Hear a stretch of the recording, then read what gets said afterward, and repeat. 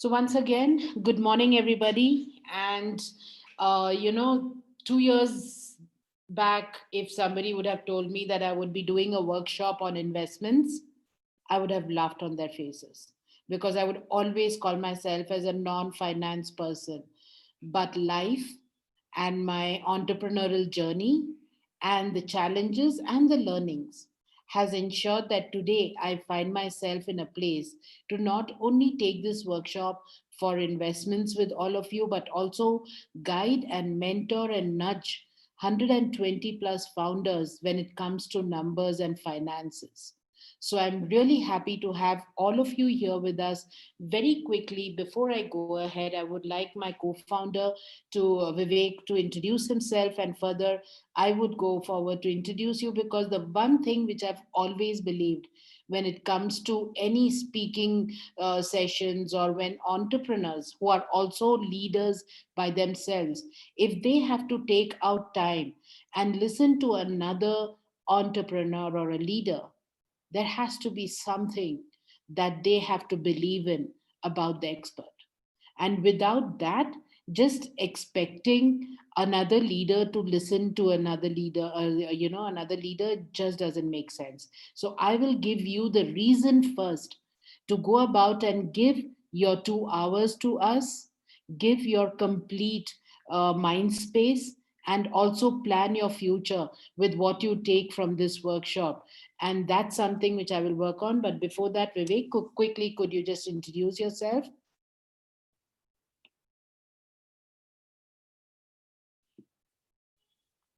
Vivek, I guess he's muted. He has this problem where he keeps it in mute and continues to talk. No, I was on a call. Okay, sorry. Could you please introduce yourself? Good morning, everyone. I'm Salman's co-founder, Vivek Srinivasan over here. We've been running businesses together for 15 years now. And my strengths lie in the area of strategy and finance. Those are the two areas that I specialize in. And I read a lot and write a lot.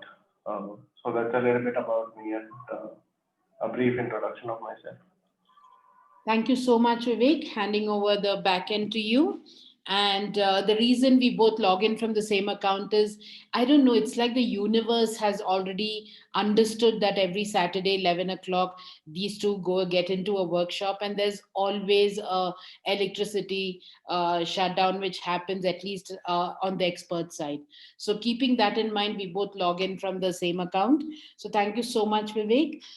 Quickly, for all of you here, I know quite a few of you over here know us for a very long time. Some of you have been right now engaging with us, but some of you are very new and here with us for the first time. So very quickly, in the next couple of minutes, I would take this time to introduce yourself, and also to kind of go about and let you know why we feel that these sessions would be valuable. This session would be valuable for you. Vivek and I go almost more than 1.5 decade together. We've been co-founding for 15 years now. And we've been co-founding with just one problem statement. I'd request everyone to mute, please. Thank you so very much.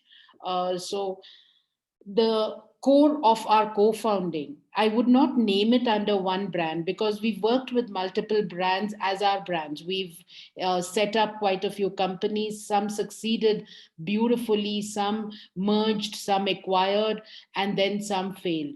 So I would just talk about our co-founding journey for 15 years, and that one problem which we have solved together for the past 15 years is supporting businesses to reach to the next level. We have worked with established brands, we have worked with MNCs, we have worked in real estate industry, we've worked in tens of industries across. Like today, you could blindfold us and we could set up a resort, to a hotel, to a school, to a university. We have worked with KPOs and BPOs. We have worked across innovation centers, like various innovative products, research and development products, automobile industry, you can name it, anything and everything. And that's where our vast experience comes. But the one thing out of this huge world which we come from that we solve is that we bring business intelligence. We support businesses through strategic consulting, and we mix the right portion of execution support just to make sure that you come out with outcomes. That has been our signature style as a team of two. And today, Startup Squares is almost 1.5 year old company, but as an entity, it hosts around 120 founders in an inclusive manner of incubation. Rushabh is one of the founders with us. We engage there with them in an ongoing basis on strategic consulting, on target setting, on productive outcome support systems, on even in supporting them with investments. Like, the reason I will come to the investment part before I step into the workshop is because that's the reason today this workshop topic is this. So we also believe that people can make great things happen. And if you see, many brands have built their entity, their existence through people. As simple as very big example, Coffee Day started off and went across the country, right? And they were one of the first brands which came forward to say anything can happen over a cup of coffee.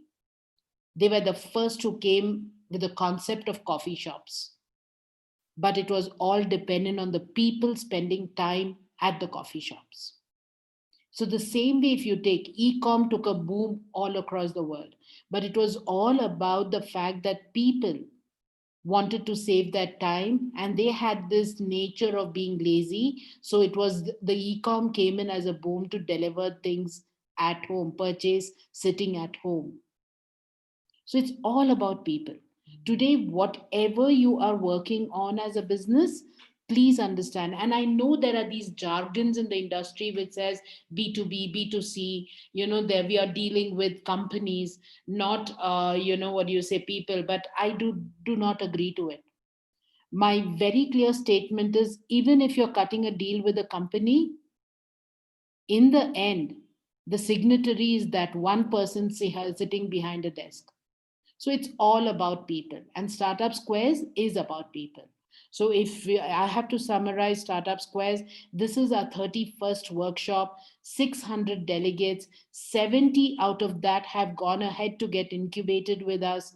We have a total of almost around 150 founders with whom we work with, not only for growth, but also investments from the Indian investors and global.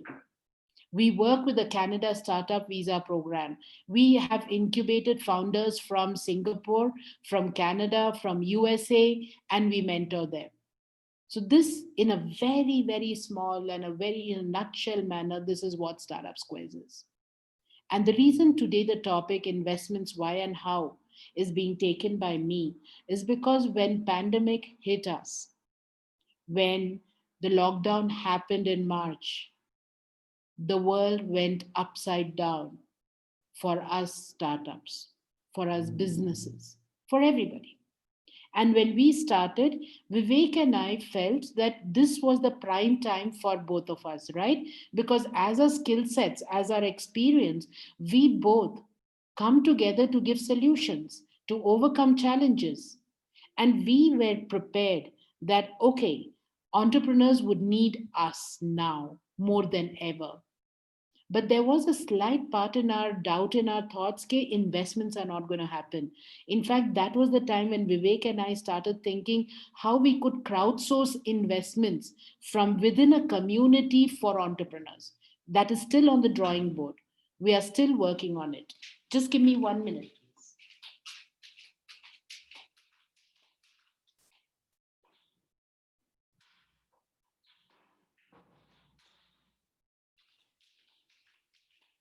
Thank you. So we believed that there would be shortage of funds. But you know what? we were proven wrong.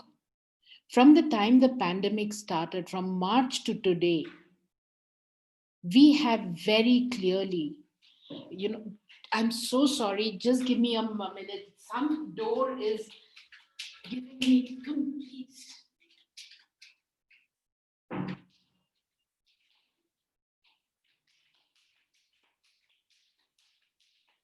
I live on the 19th floor and I try to close all windows during this workshop to avoid any disturbance. And there was some door troubling me by banging. We got such short uh, attention span for ourselves. Anyway, so coming back to this, from March to today, we've been able to help 9 startups get government grants of each around 9 to 12 lakhs. And we've been able to successfully close 2 angel rounds with each around, approximately a couple of crores. And all this is money in the bank, not just deal closure or in talks or paperwork in process. And that gave us a shocker. We thought that monies were not going to come in. But then what we've been doing for all these years and what has happened in these last 8 months has shocked us. So today's topic is this. I'm sure many of you are going to hear things which I'm going to say, which you already know. But my job today in these next 2 hours is to make you understand how it is different now. And where do we get that from? Is because we've been there earlier. As two founders, Vivek and I, we have invested ourselves as seed investors and angel investors in almost around 15 startups, from starting from idea stage, from college student startups as well. We've brought them to the point of pre-series rounds. We have been invested upon, like we've had in our previous initiative, we had 16 investors who invested, so we have pitched to them. A couple of the investors who are there with us in startup squares now are investors who are from this ex Uber or from an ex early stage Twitter and SpaceX investors. So we've been on both sides of the table. Further to that, we've helped funds being set. Like we've literally drafted the agreements which goes to setting up a angel fund and funding entity, acceleration programs. We have done due diligence to startups, set their valuations, close deals with entrepreneurs. So literally everything has been done. But have we done it the traditional way? No, we haven't. We've done it the practical way, the ground zero level. We've literally got sat in this room with investors and entrepreneurs, negotiated and closed deals, and also seen the best of deals fall apart. So that's where this topic begins today. I request a few things to all of you. Please keep a paper and pen with you. Even if you ask questions and the questions are typed on the chat, I would want you to do this one activity in true sense. Whatever stage you are in, even if you're an idea stage, even if you're a student, and maybe sometime in the future you might start a startup. But right now, write down a few things that you would start from today after this workshop, which you feel that will help you in the near future or a little later down the line when you are in front of that investor. I want you to take away at least a few things which you can count on your fingers, which you will start doing from today, even if you don't go to pitch to investor or not. Let's start doing it. Some good habits out of this, because in the end, a business or a startup all boils down to money in the bank, of how much money churning can you do, of how much can you bring home monies, and how much can you spend to grow your business. So it's all that's the circus here when we say it's a startup or a business. The circus is, how are you ready to play your monies? How smart are you? How intelligently do you draw the thin line between being risk averse and being and ready to take risks, between the fact of being organized and even being able to go out there and take off, like jump off the cliff financially if needed be. So let's start doing that.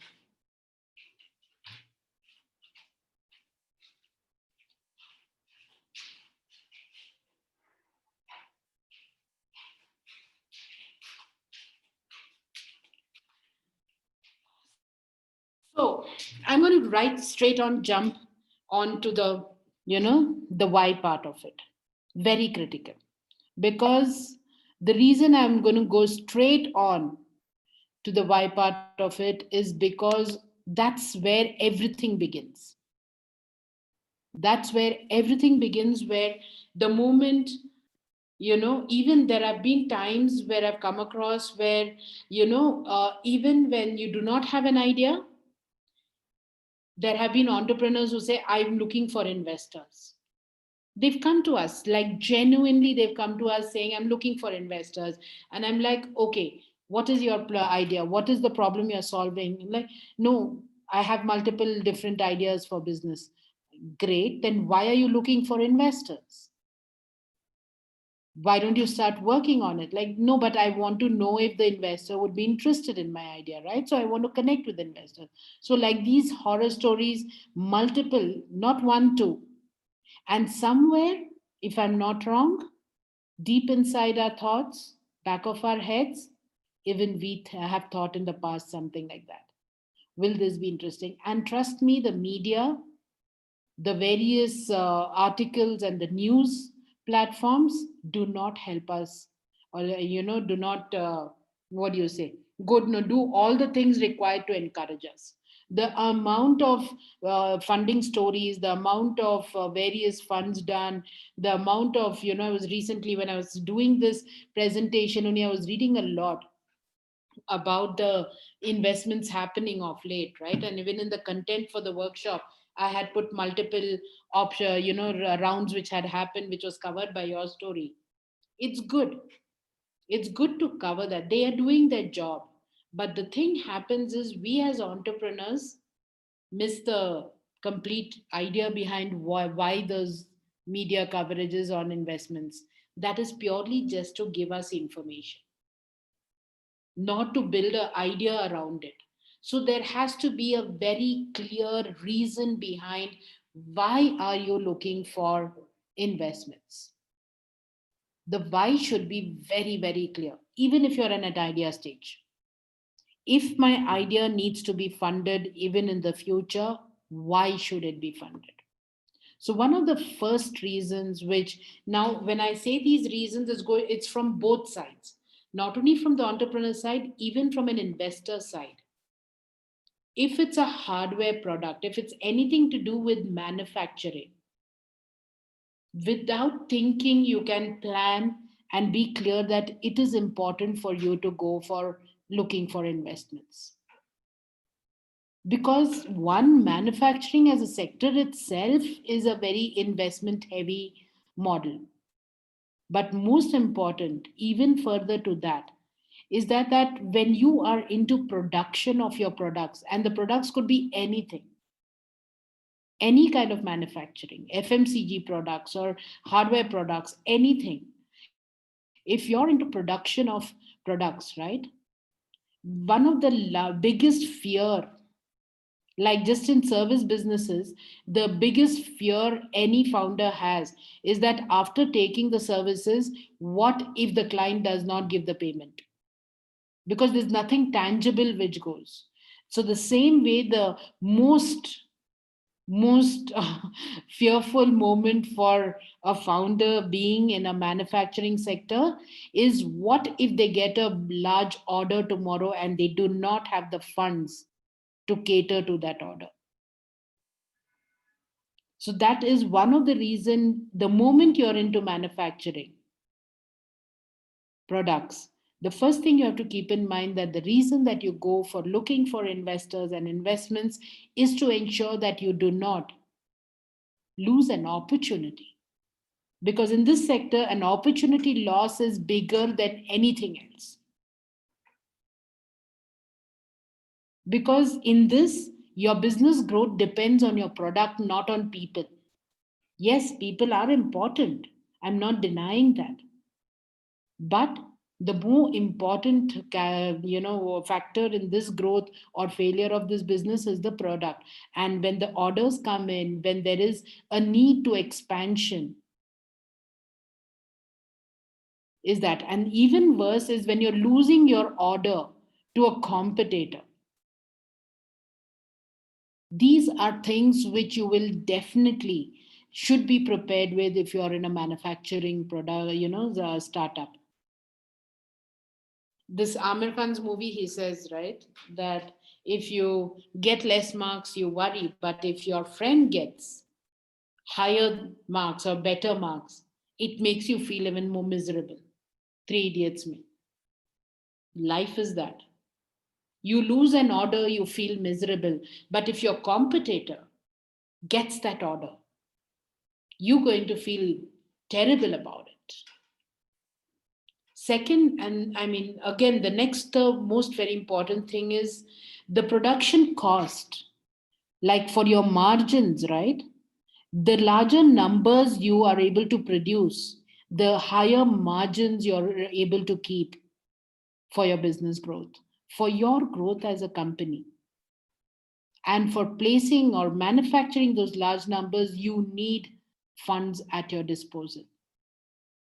Business wise, is it makes more sense. We've had so many, in fact we've invested in a FMCG startup business, Heartwater Shampoo, where they started off with good chunk of money, but still it fell short because they had to get into manufacturing large numbers.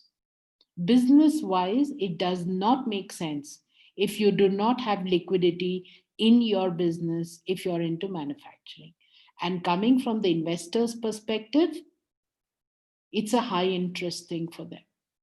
Because in the end, the founders fall apart, team breaks away, anything happens.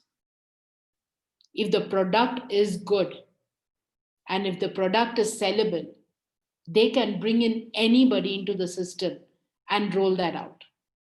Or for that matter, they can do multiple pivots of the product. The same Heartwater Shampoo business, the moment the lockdown happened, the saloons shut, right? Their sales were literally flatlined completely. So within the first 3 to 5 weeks, they launched their own sanitizers. They started manufacturing sanitizers, and immediately, maybe not at the scale at which they were making the revenues, but they were in business again. Why? Because they had a complete manufacturing unit, they had the monies in hand to do the pivot. So that's why investors find it very interesting. The ability to secure a deal closure for you in being in manufacturing is much more higher, because it's more than the founders or the people, the product and the problem that the product is solving that sells. The reason too, now coming across industries, whatever industry you're in, the reason too to secure or go after investors or to pitch to investors and secure funds is for recruitments, and recruitments in a very specific sector, segment in your business. If you say you're going to go and recruit some of the top technical people to develop your product, that's cash burn most of the times. It's not seen very what do you say, it doesn't seem exciting to investors. But if you're saying you're recruiting the best from the industry for the marketing and sales, then money makes money. And that's why it becomes so much more exciting for investors. So, my first thing to you in this is take money from others only when you know how to make money. So there is this thing, right? Many of the entrepreneurs have a brilliant idea. They've put a lovely pitch deck. In fact, they've made this the most glamorous looking pitch deck. They have the market size. They've put a brilliant document in place, and they go looking for funding. It's still incomplete because apart from putting a good pitch deck, apart from knowing everything what needs to be done, there has to be something which tells the investors, hey, I know to make money. I just need the right people to bring home that money. So before you start pitching to investors, know how to make money. This again, I have to tell you this. My previous entity, very similar to Startup Squares, was something where we would work with entrepreneurs and build a community around it and mentor them for growth. It was a simple mentoring engagement which would help them with fundraising and growth, and very top level, not like a Startup Squares which we do now. This is more, what do you say, the top up version of what we did in the previous entity. But when we got invested in that entity, so we were running that community, engaging with at least 5,000 entrepreneurs on an ongoing basis. Like we used to have monthly four at least, four meetups, engage with almost 40, 50 entrepreneurs on a month. And, we would give them mentoring, we would, show them, connect them to investors. All that was being done, but it was all being done free. There was not a single pie which we would charge entrepreneurs. This I'm talking in 2013. So when investors came to us, they came to us when we went pitching to our business to them. I mean, our member business, and there were a couple of startups who needed funding. We went to a investor. We said, these are our startups. They're looking for funding, and the investors said, keep that aside. How much money do you and Vivek need? And in fact, we both laughed. And Vivek's this line, I don't think I'll ever forget. I would be 120 years, but I would still keep talking about this with my, quickery. I mean, the what do you say, shivering voice. The first line he told that investor was that if you put money on us, you can forget about getting it back, because we didn't know how to make money. All we were doing is engaging with entrepreneurs. So that's when the investor said, okay, mentor yourselves. You mentor others, right? Now, time to mentor yourselves. But we trust you. We'll come in. But then, that's what I'm trying to say. The reason that entity today is my previous entity and not Startup Squares is because this point, which I am now telling you guys, that do not take money unless and until how you know how to make money. We did not know that. So even after 5 years after that investment, we did not know how to make money for those investors.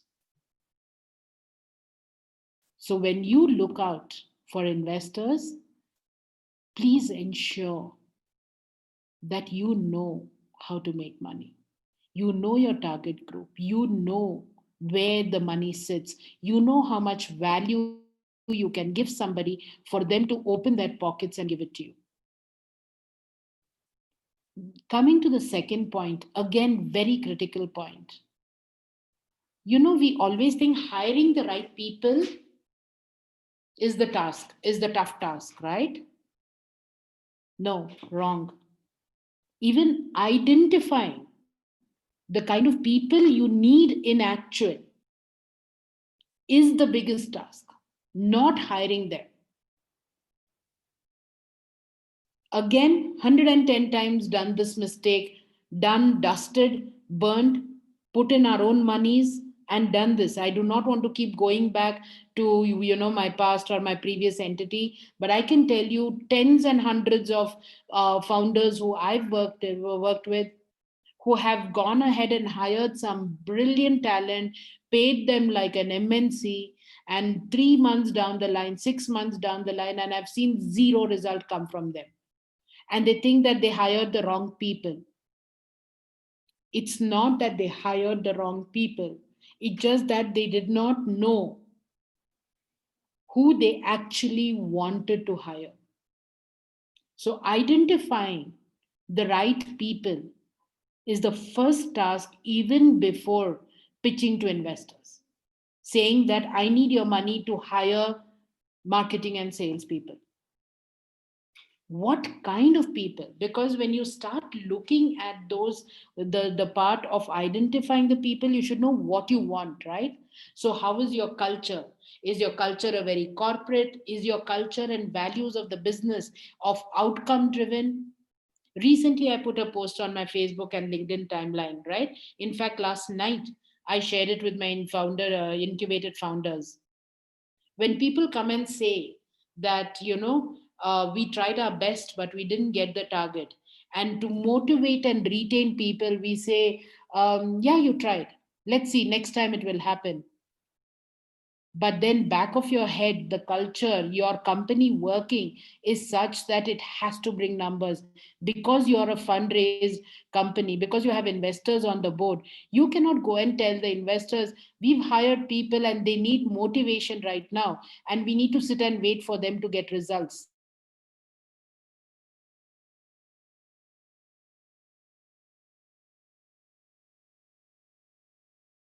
the right people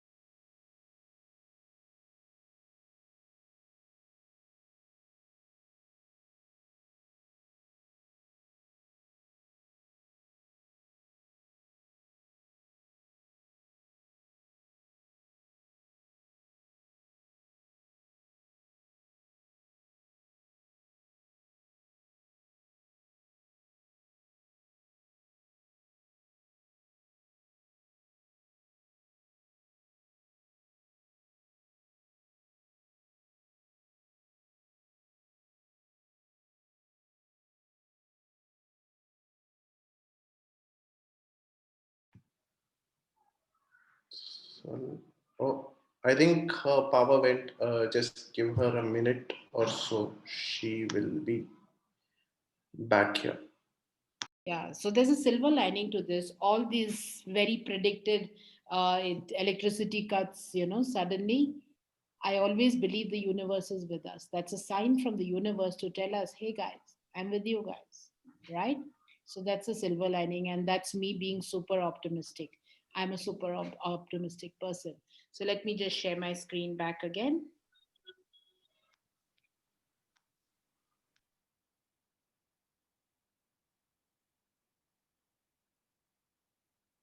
Yeah.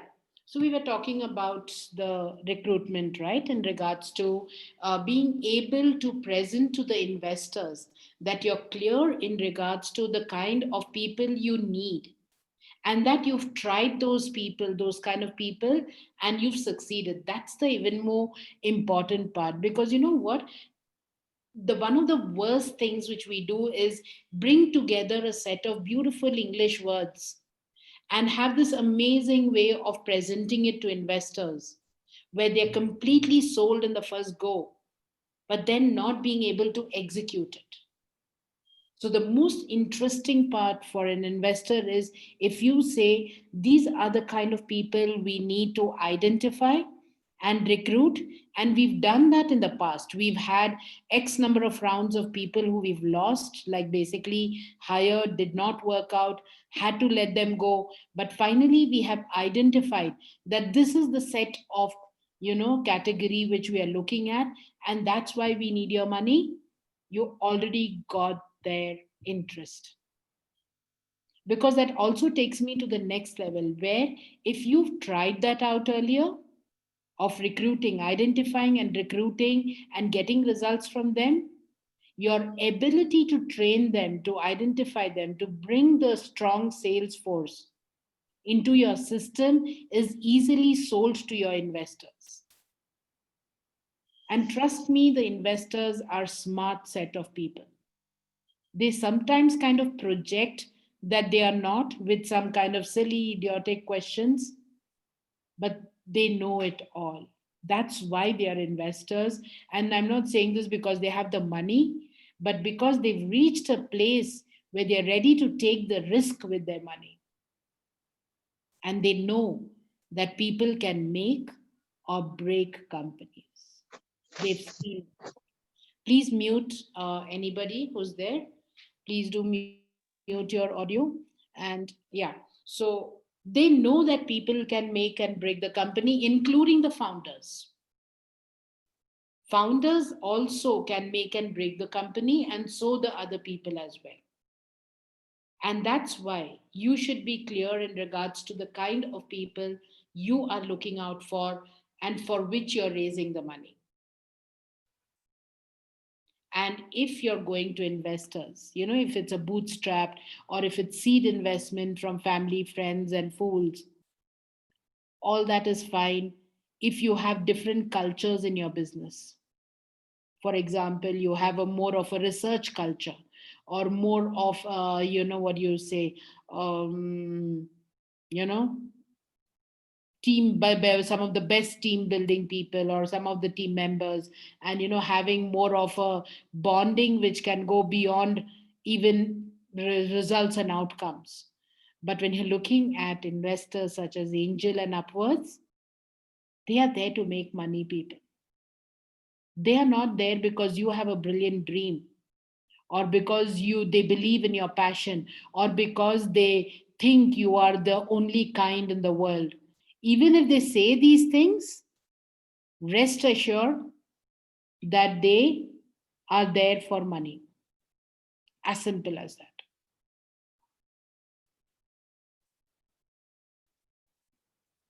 Reason number 3, again, absolutely misunderstood, mistaken, you know and I can go on for, I could actually have 3 hours of workshop on just this topic, strategic investors, because it's so misunderstood, because it's so confusing, and because it's so misused by the investors and so misunderstood by the entrepreneurs with good intentions. I'm not here to point fingers and say, I'm not going to make you by the end of the workshop believe investors are demons and entrepreneurs are angels. My intention is not to do that. My intention here is to give you clarity in regards to the fact that if you're going to an investor, why should you go to the investor?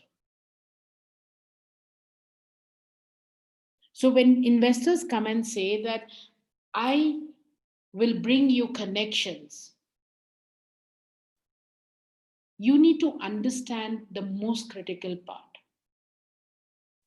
What kind of connections can they bring?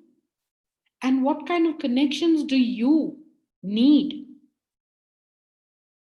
Because when you're pitching to investors, when you're in conversation with them, what you need versus what they can give can be two different planets in its whole self. It's happened to us again. We had one of the investor who came down to meet with us, and he pitched to us for 2 hours that he needs to put money on us because he's looking at entry in India. He pitched to us. I'm not kidding. We both walked out of the meeting looking and smiling at each other like, what was that? Why was he so desperate to put money on us? And one of the key thing which we both got sold on that investor was, he said that he would bring great connections that will go to bring our offering to entrepreneurs to the next level globally. Now, at that point of time, neither did Vivek and I were clear of how is it that global connections would help our Indian entrepreneurs. We were not clear. We had some beautiful imagination in our head. And we said, okay, he's going to be the one connecting us to him. So we need to take his money. Now, he had just come down to pitch to us. So he had no clue what the Indian entrepreneurship journey was and what we were into, and, not to that detail. So what he thought were connections were of no use to us. And 3 years down the line, there's zero connections given. He had given a couple of them, which did not go anywhere, and then he stopped. giving connections because it was his valuable connections. And overall outcome, we were on earth and he was in plateau.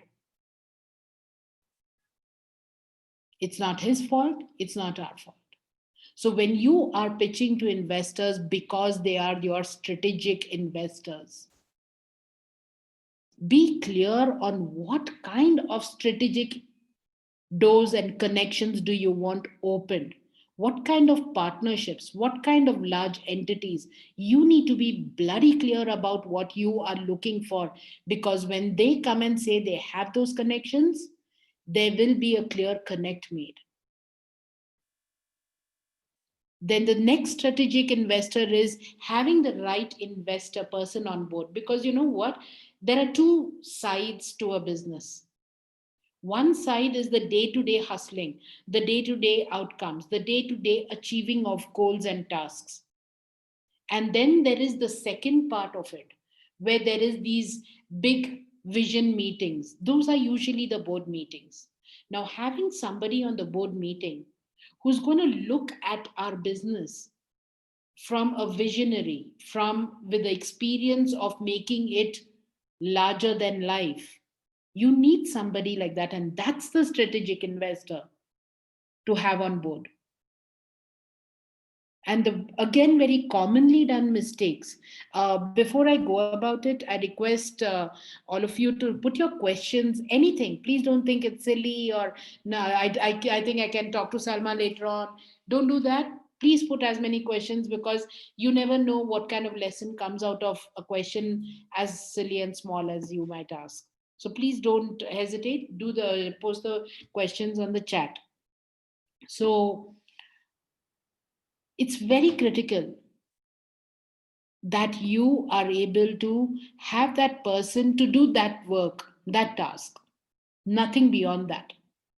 Very commonly done mistake by entrepreneurs is you will have that same investor as a day to day mentor and also be on the board for your vision meetings, long term goal setting meetings, understanding from an eagle's view of how you have come, from where you've come, how much you've grown, and where you're going to go. It's two different things. So, those investors who you pitch to be your strategic investors on board as the right person cannot get into your day to day mentoring structure as an individual. And sometimes it's not the above two, it's just the name. It's just the name. Just going out there and saying so and so is my investor is enough to take you a 10 miles ahead. Now, that is also another strategic investor. So, to these investors, all you need to say is don't care about what valuation or money or how much money or whatever, because you know that just that name, the brand itself will open multiple doors, will have lines of investors standing near your door. That's a very critical strategic investor. And again, a very commonly done mistake by entrepreneurs. Many have come to us and say, you know what, I'm having this guy on board just because of money. You know, if he comes or she comes on the board, we're done. We're set with, reaching out. And then I'm like, who is that person? And they say a name and I do not even know them.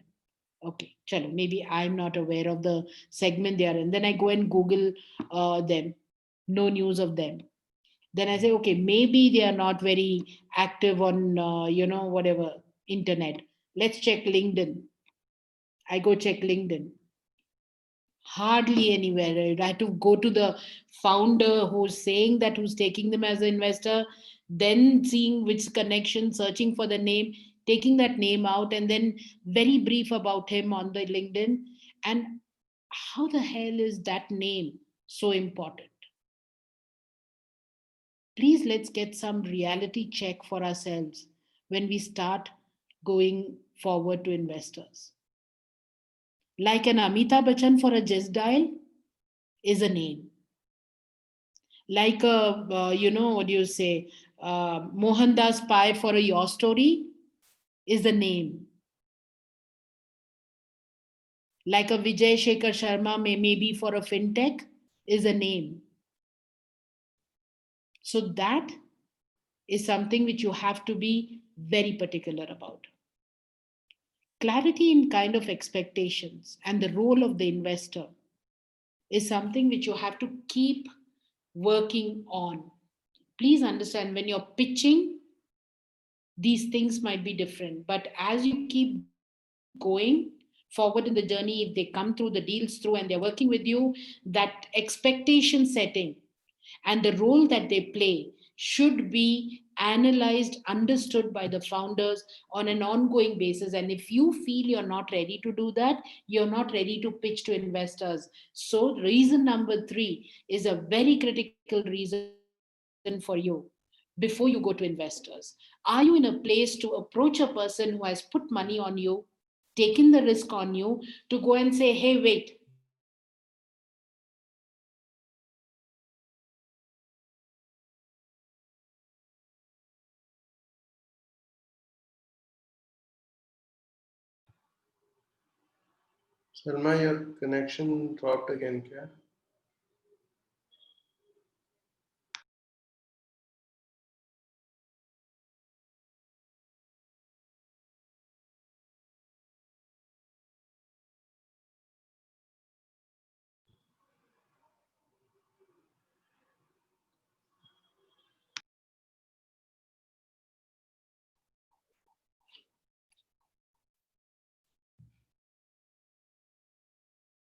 I'm back again. And I hope you've taken your loo break and drinking water break and whatever, because this is really irritating me as well. Sorry about this, people. And I'll make sure that the silver lining is I have a backup, but I think I need to get a router for myself for my internet, because UPS, because I think this going and coming back troubles us a lot. So yeah, where was I? Keep asking. So you need to be asking. We do this in our incubated founders program every every Friday at 5 o'clock. We have these face to face Zoom sessions where I kind of nudge and train and push founders to be shameless. That's what the whole thing is about. You need to be shameless. You need to be in a place where you keep asking. You need to stop, or you need to tell yourself even before you're pitching to investors, that you need to stop being, or you should never get into a place where you're taking what they're giving you in the form of connection, in the form of money, in the form of growth, in the form of mentoring. You need to stop taking what they're giving you, because they would give what they can and want to. You should be in a place where even if they give something, if you need it, say thank you and keep it aside and ask what you need. Because if you ask what you need, is where it will be a good need for, a watch for you. I'll be opening it for questions. A battery will work. Thank you, Shreyas. I know it's irritating as well.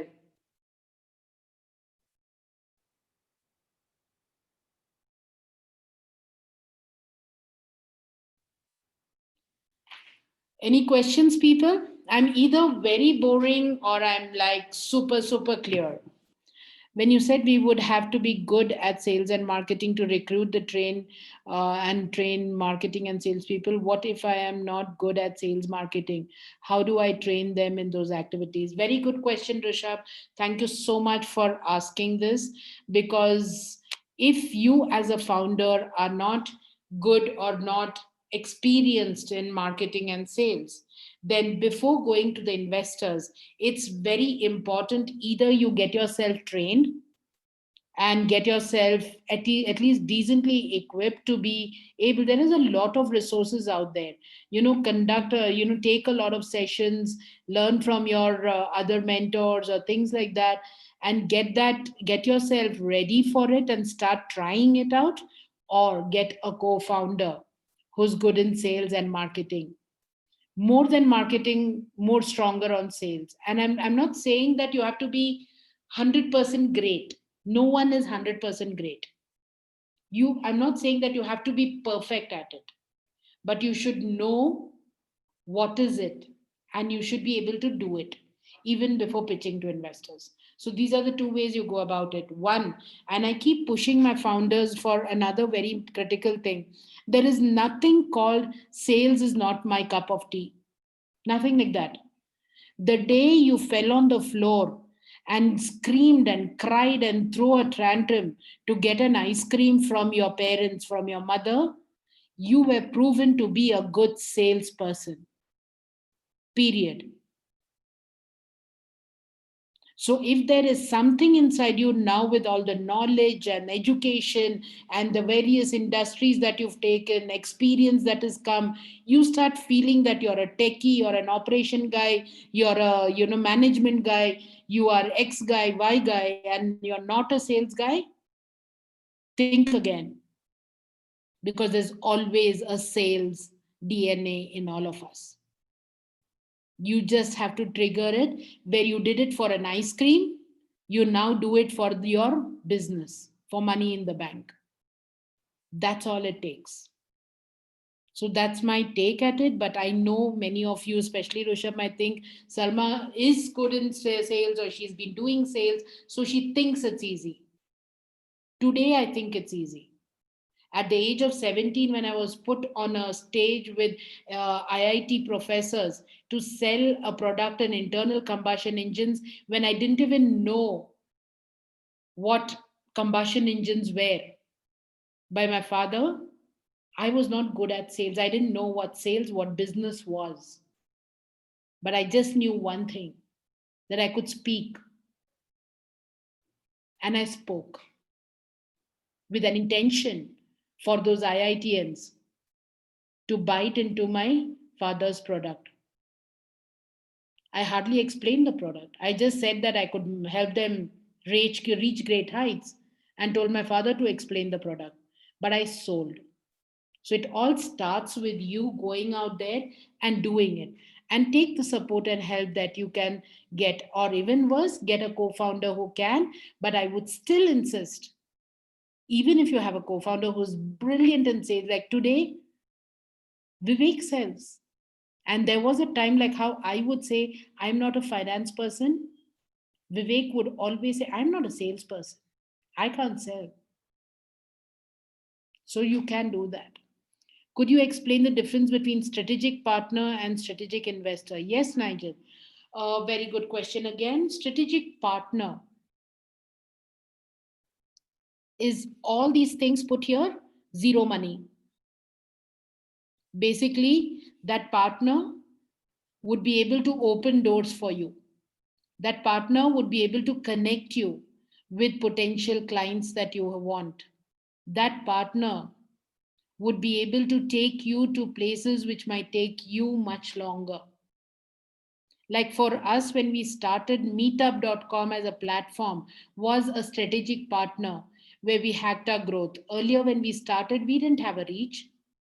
Vivek and I, nobody knew. In fact, there's a news article in Hindu, I think, which says nobody knows who Salma was 5 years back, when I used to do the previous consultancy firm. But meetup.com was our strategic partner, where we created our events and entrepreneurs would join there. And even today, most of you come from there. And we are able to convert you into our entrepreneurs, into the community. So that's a strategic partner. But if the same thing, if the meetup.com founder invested on Startup Squares, then they are a strategic investor. That's the difference. Somebody who's ready to give money along with connections and open doors and be the name that we need, that's a strategic investor. Somebody who's just able to do all that without money is a strategic partner. How important is having a tech co-founder versus a CTO? Very, very important, Priyashmita. Very important. And I'll tell you this because a CTO will burn the money out of your system. A CTO will be somebody who will come like an employee and work for you in whatever form, however committed they are, but they would never understand the risks, the losses that time and resources can bring. I cannot tell you this. I hate going back to my own experiences, but that's what I told when I started this workshop, right? I, as an expert, I'm eligible to take this workshop for you because I've been through so much myself on this. In my previous firm, we've hired a CTO for a 2 lakh rupees salary per month, and he delivered zilch, zero. Because we are not a tech strong person, they come with their massive experience and they say this is needed, that's needed, and then suddenly you see that there is a big large hole in your account, company or bank account, and on your platform you've hardly got 10-20% of what you expected. So I always, personally, from my side, I always insist that at least you have a co founder who's a tech strong person, or at least you have a founder who's able to adopt and understand and learn the required things in the various online courses, understand technology, and then do not go to that C levels. At least at the first 2 years or 3 years of your business, have your resources hired under you and have a strategic partner in technology who would just come in to guide your resources if the founders are completely illiterate when it comes to technology. Only if. So that's my answer to you. Perfect. Let's move on. Keep those questions coming. It was very interesting questions. I know there's a lot in your head, and don't think about only this. I'm here to give as much I can. Use this as a well of knowledge, experience session, and take as much as you can. Moving on, we are still at the why. Reason 4. There are 5 reasons of why you have to approach an investor. Very important. You just need the money. You just know that you cannot go further without money. Be clear of that. It is as real as it gets. You just need the money. So you're going to investors. But if that is the case, again, the who plays a very important part. The who. Because now you do not need his or her name. You do not need him or her to connect you to any connections or open the door. But you do not need somebody who's going to have a different mindset completely about your business. Imagine, now this is a story I can tell you of 2016 of another startup from Jaipur. Young kids, they had come up with this drink, water, flavored water, which was also herbally healthy for people. They built this, they came up with this water, and then they pitched to us. We actually liked them. We were mentoring them. We were looking at strategic investors for them. One fine day, those 3 kids came and said, "Ma'am, we are so excited. We got the investor. It's a seed investor." And I'm like, "Wow, that's great. How much is he investing?" Because they didn't need mentoring. They had me and Vivek. They had the talent to go about and get the sales. So we said, "How much?" And he said, 3 crores. He's investing 3 crores. And I'm like, you are at an idea stage. Your product is not even tested to be out in the market. On what basis is he what is the shareholding? They said some 49% or something like that. And I'm like, okay, but you really want to go with that, just take a small chunk. And they said, no, no, no, he wants to be there, and all these great things. He has so many interesting things, like he can, he just wants, he loves us, he just wants to put the money. He's from real estate. He's not interested in what we do. Okay, they went ahead. Monies came in. 6 months down the line, those kids did not even have the appetite to use the money, that much money. 6 months down the line, the real estate, their project, some issues happened, and he pulled the plug on the investment. Within, I think, hardly around 15, 20, 30 lakhs put in into the company, he pulled the plug on it, he said. And he came after them like a crazy maniac for monies, adding interest by interest per month. The kids were left with no choice but to give up on the startup, go to their parents, agree to their parents to go study and get a job. The parents all, took the burden of, clearing that loan, whatever the investor suddenly put it as, because it was all done in a manner where that investor didn't care in taking the documentation to the court. He was ready. He had an army of lawyers to take them. These were college kids.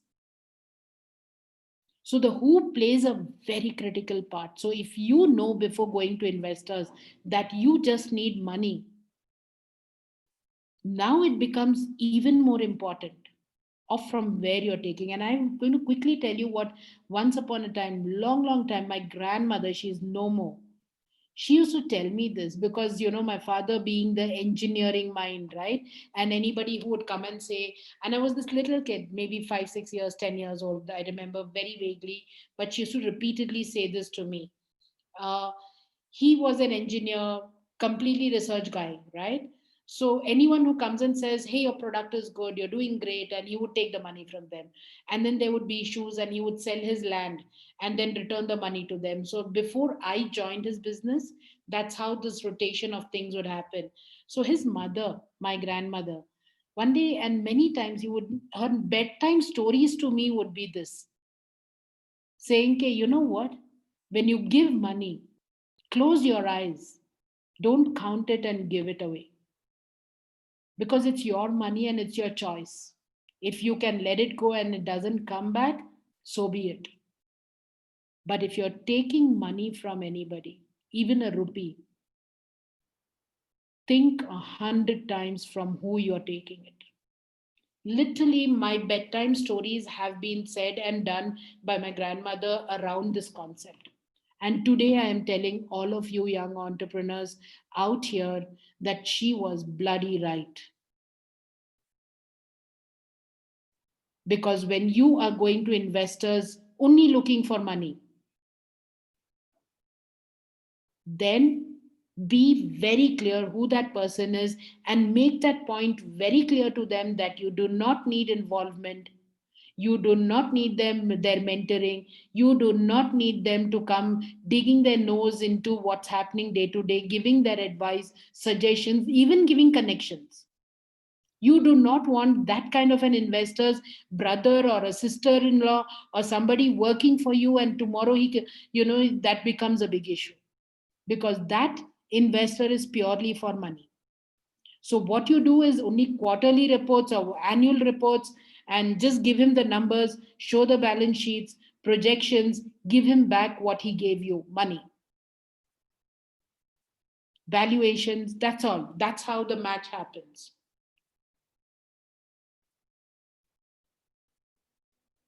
After the who comes what. Please understand this. What is the amount that you're going out looking for from these investors? Unlike when you go to a strategic investor, or the previous investors for manufacturing or for sales and marketing, you sit and explain things to them.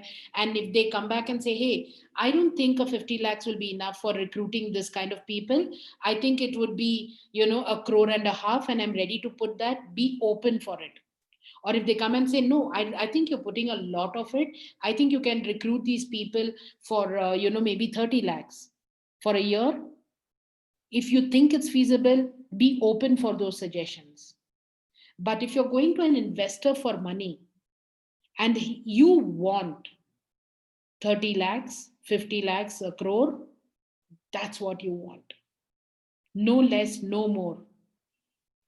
No saying, oh, you know what, I have 10 crores, let's take it. It's exciting. It sounds very interesting. We are entrepreneurs, right? We are wealth creators. So we know the more money we get, we can create 10 times more. But in reality, things are different. So if you're going out for this kind of a category pitch to investor, be very hard, strong on the amount. The figure that you're going for, it's written on stone. You're not compromising yourself. No suggestions taken. Be very strong headed when it comes to that. And once the money comes in, you need to be prepared even before pitching that after that money is taken, I am still going to behave like a bootstrap. I'm still going to sit and cry and crib to make that 100 rupees payment for a server or some email ID or something. I'm still going to be negotiating with my pantry person of why is your salary 10,000 and why not 5,000 rupees. Because for these investors, you have to be smart with your monies. Every penny should be valuable for you because you have risked your business to bring in an investor who knows nothing or who even knows but is a shitty connect for you. So you be very, very careful with the money and you only look at growing, because when you grow is where this person is going to get the money back. Unlike all the earlier investors, if the growth is slower, if the growth is more challenging, if the growth journey has pivoted, changed, they will all be open for it. But the possibility of this investor who's come only to give money being okay with that is very, very low. Maybe there's an exception case here and there, but nothing more than that.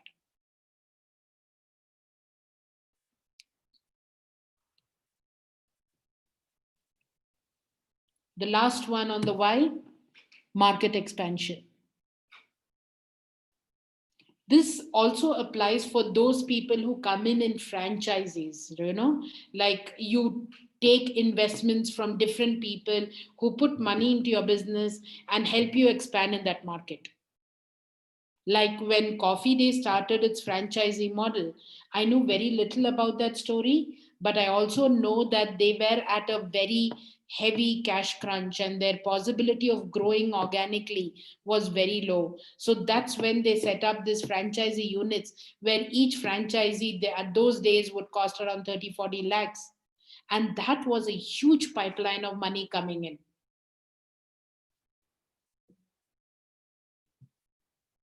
So these expansion plans and investors who will come in, or you going and pitching to investors saying, hey, I'm looking at going into that region or that market. And so I'm looking at taking investments from you for that market.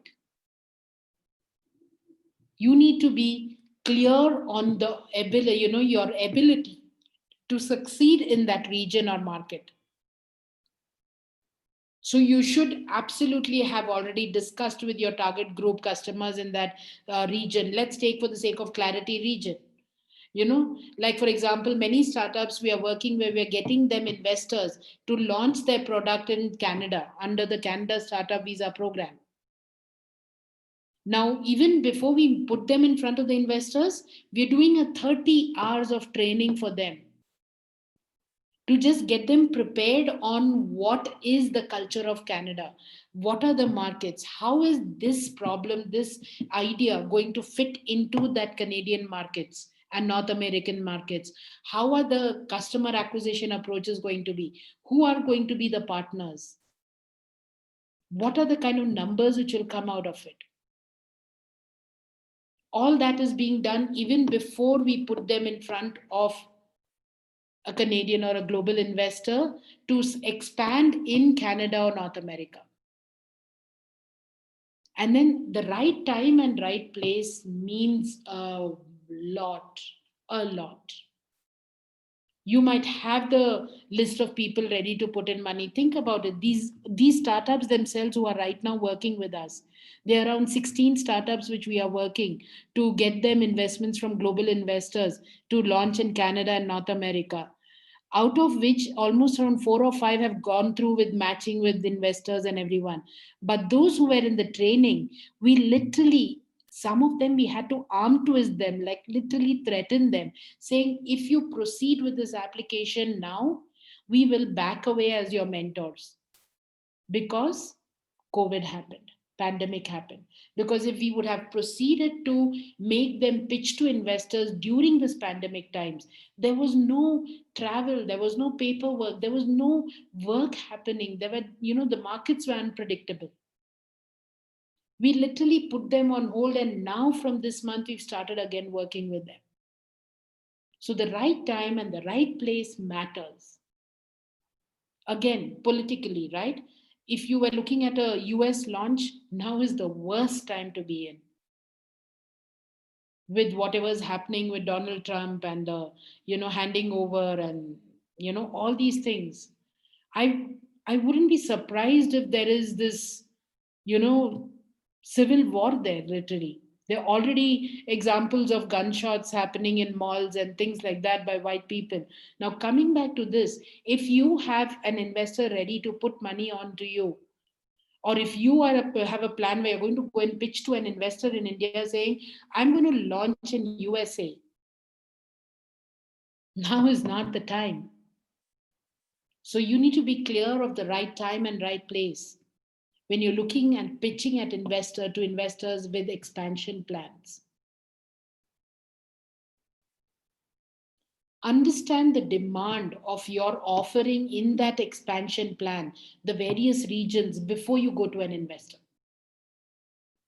One of the most critical things which we do as wrong, as mistakes, is that we just speak out of our, what do you say, just out of our guts, right? If any investor asks, is there any market for this in that region? And you say, oh yeah, I've got a friend, he's been seeing that there is a huge gap, there is nothing like this. I have a startup which is working out of Singapore, trying to build a business here in India. Their concept of, initially before when we started, was about how the demand is in Singapore and how it would be good to launch in India. It's wrong, right? If wherever the product is, they have to see the potential there. So when we started working with them, we actually made them see how their offering had a space, a niche space, even if there were other players. And that very specific region is what we are pitching for investors to expansion in that place. And if you're looking at new markets, before you go to the investors, make sure that you're clear with how much monies you need, how much of research you've already done ground level, not Google research, social media research, and a Google form shared across with all your connections and done a research. No. How much have you seen? How many businesses have you spoken to? How many competitors have you spoken to? How many target groups have you, your customers have you spoken to? How will you expand over there? How will you hire people there? Meaning, how will you identify, recruit, and train and manage people in that new sectors, in new industry or region? And how will you go about and build connections? How many connections you already have? Like, I know one entrepreneur who started pitching to these global investors with their apparel business as an idea on pitch deck. Today, when they are about to sign the term sheet, I think they are signing in this next couple of weeks for a 5 crore, 200K, around 5 crores, $200K angel round. I know from that time to now, they already have 3 active partners, which then who they've already signed off contracts with. They already have signed off an outsourced manufacturing unit in Canada. They already have 3-4 bloggers in Canada who are going to talk about their products in their blogging. So all this has already been done. And the investment agreement is being signed, term sheet is being signed in the next 2 weeks. So these things are very critical when you're going to investors. And this is why you have to go for a market expansion pitch if you're all set with all these things.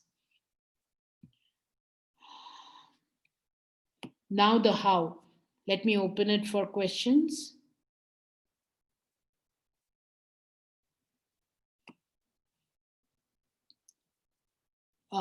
Tech person means coding, server tech. Shreya's tech person comes with different profiles, right?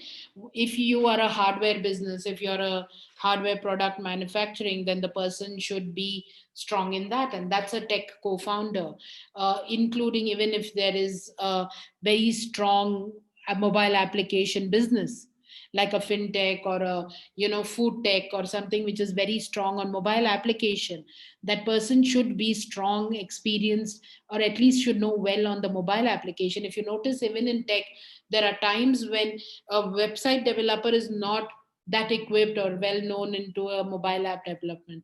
So it is more of a tech person as per the kind of tech requirement your business requires.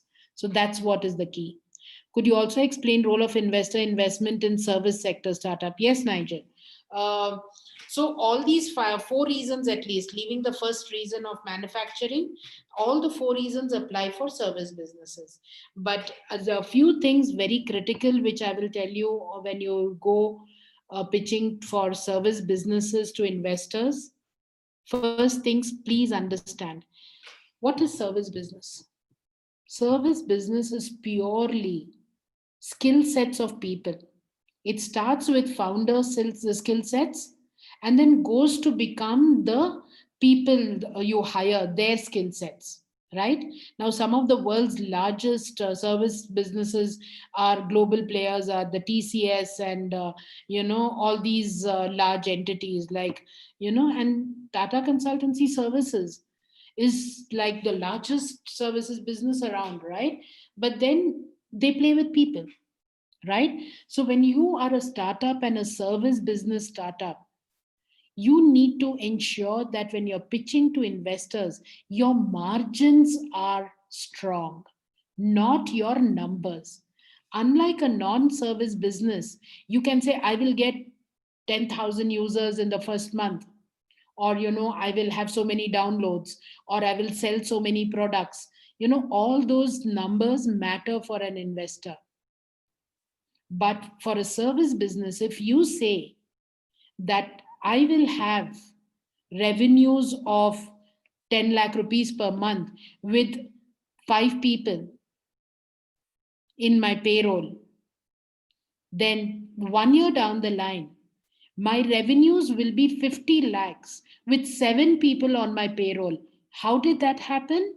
Not because you increased the number of customers you were catering to, but you did such high quality services that your margins were able to increase.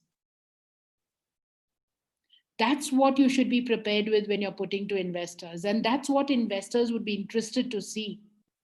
If they are a genuine investor who's genuinely coming on to your thing for your growth and not for their personal agenda, then they will only look at this. Because if they're coming for their personal agenda, oh, you're doing services in this. Like, for example, I'll just throw this example. There's no any case study. This is just a random example with no connections of whosoever in real life. If an investor is already invested in tech strong 15, 20 startups, and each of those startups are struggling for technical expertise, then he sees this, he meets with you or you pitch to him, and you are an IT services business. And he thinks that investing in you will mean that you will be able to cater to his portfolio startups at low cost or no cost or free work. Then he will put money onto you with actually a way where they will come and pitch to you and arm twist you and give you the best deal, show a beautiful greenery picture for you and put the money onto you. But then what happens to your growth? Because all you will be left with is to cater to his 25, 30 startups with literally no profits. And most of your time would be going there. And for you to go and grow faster, you'd recruit some people with his own money who will be again catering to his companies.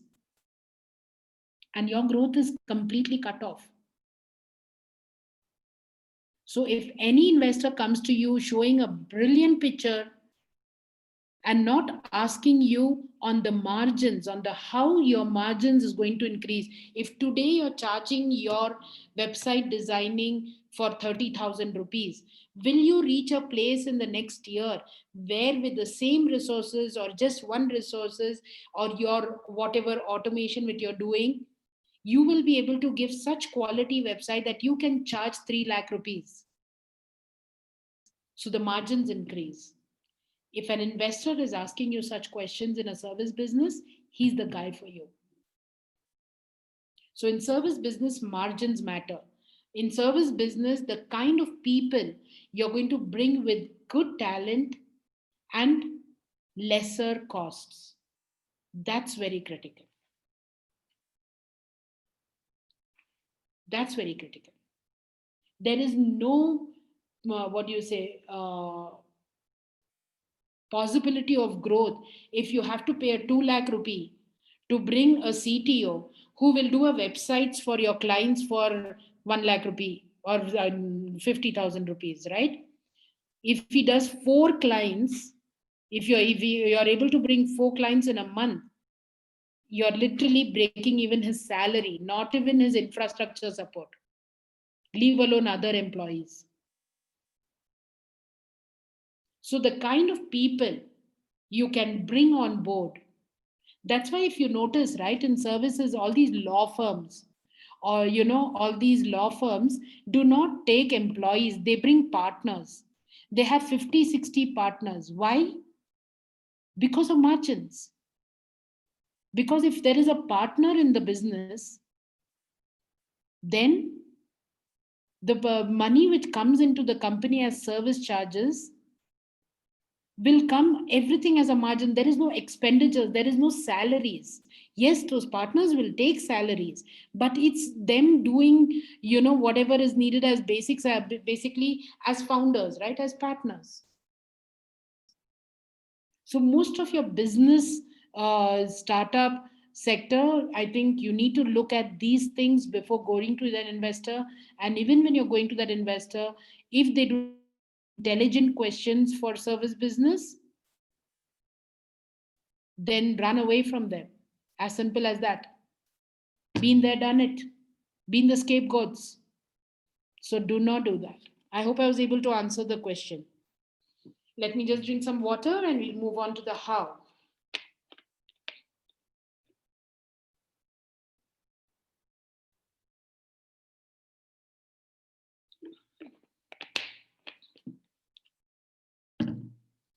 Okay.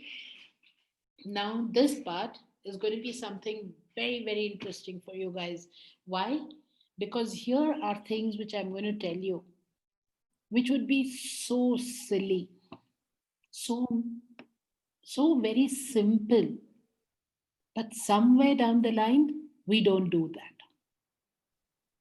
So it's very interesting. And I say this part, if you guys love or like what I'm saying and makes sense to you, start doing it. Even if you're not going and pitching to investors, even if you do not need OPM, just go about and start doing it. There's no harm, right? So could you please mute, please?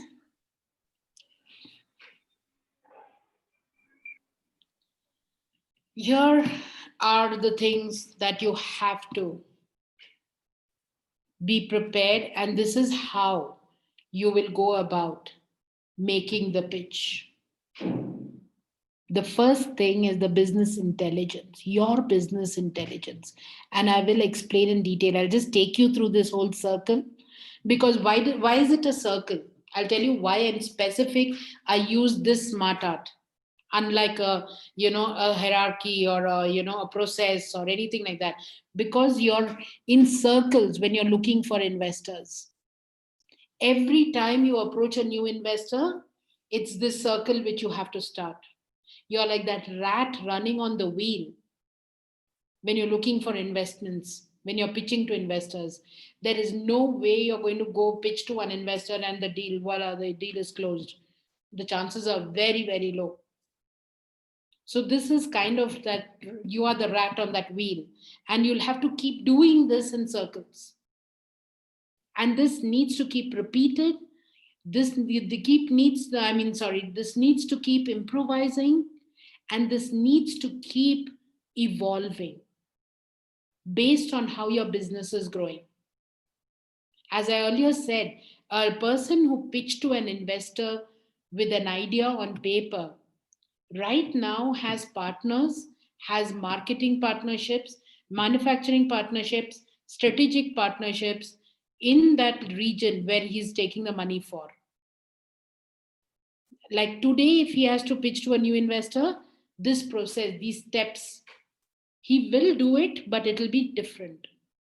So it has to evolve with your growth, with your startup's growth, and with your people, the team people, your co-founders, your team's growth. But there is no way out without doing this. So the business intelligence is very critical. When I say business intelligence, is knowing your business is very critical. Ask this one question. In fact, take a minute today.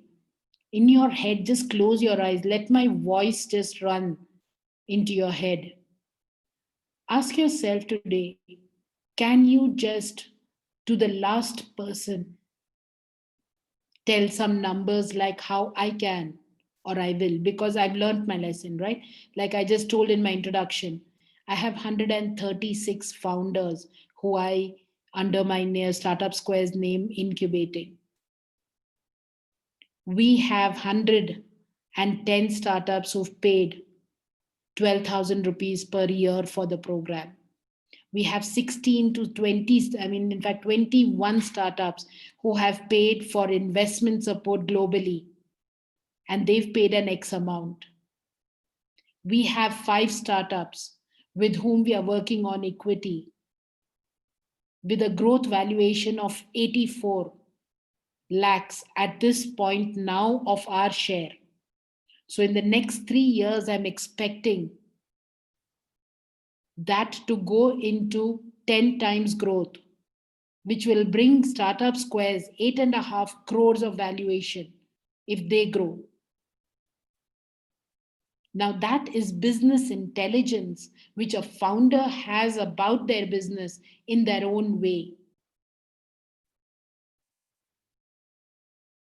And that needs to be always in your back of your hands, in the tip of your mouth when you approach investors.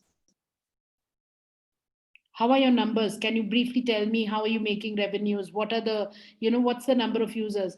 You need to know till the last figure, at least the top level numbers. And that business intelligence can be achieved when you keep looking at your business at a close evaluation, like literally as if you are putting a valuation to your business. You're looking at your numbers so closely. That's what I said. Even if you're not pitching to investors, start doing this as an exercise from today. You know how I do it? Every Sunday morning is my own me time in my study, where I cut myself away from the world. Frankly, there's no world awake at Sunday morning, 6 o'clock, right? And I can't sleep further to 6 o'clock, even if it's a Sunday. My body clock doesn't sleep, rest after 6. So from 6 to 9, I'm locked in my study, just getting my business intelligence updated for me as a founder. And I'm not even pitching to investors. I do not need investors for Startup Squares. So try that from today. Know it, literally at the tip of the tongue. Tell yourself, pitch to yourself. I literally stand in the mirror in my bathroom and pitch my Startup Squares to myself once a week. As I told you earlier, before I started the how, I'm going to tell you some silly, very, very funny things about this how. But you start doing that, you see how the money and the OPM and the investors are a cakewalk for you. I remember this entrepreneur, he's now exited his firm and he's now looking at being, literally he's taken a 2 years gap to travel the world because he got a huge exit and he's planning to come back again to me as my mentee, but this time as an angel investor. Eventsci founder, Nikesh. When he associated with us, he was just an idea on paper.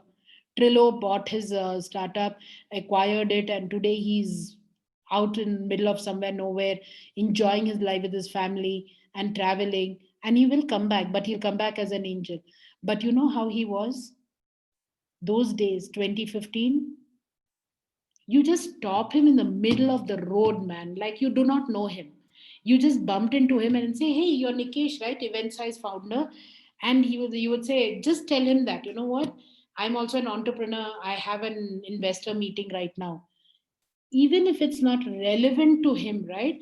He will give you so much detailed, numerical understanding of Events High, so many events on, so much ticket size being sold, so much of revenue, so many users, so many things there itself onto you, that even if you don't want it, you'll end up going to that investor meeting which you are pitching, and in the end just tell the investor, hey, I met Nikesh outside your building and he's doing fairly well.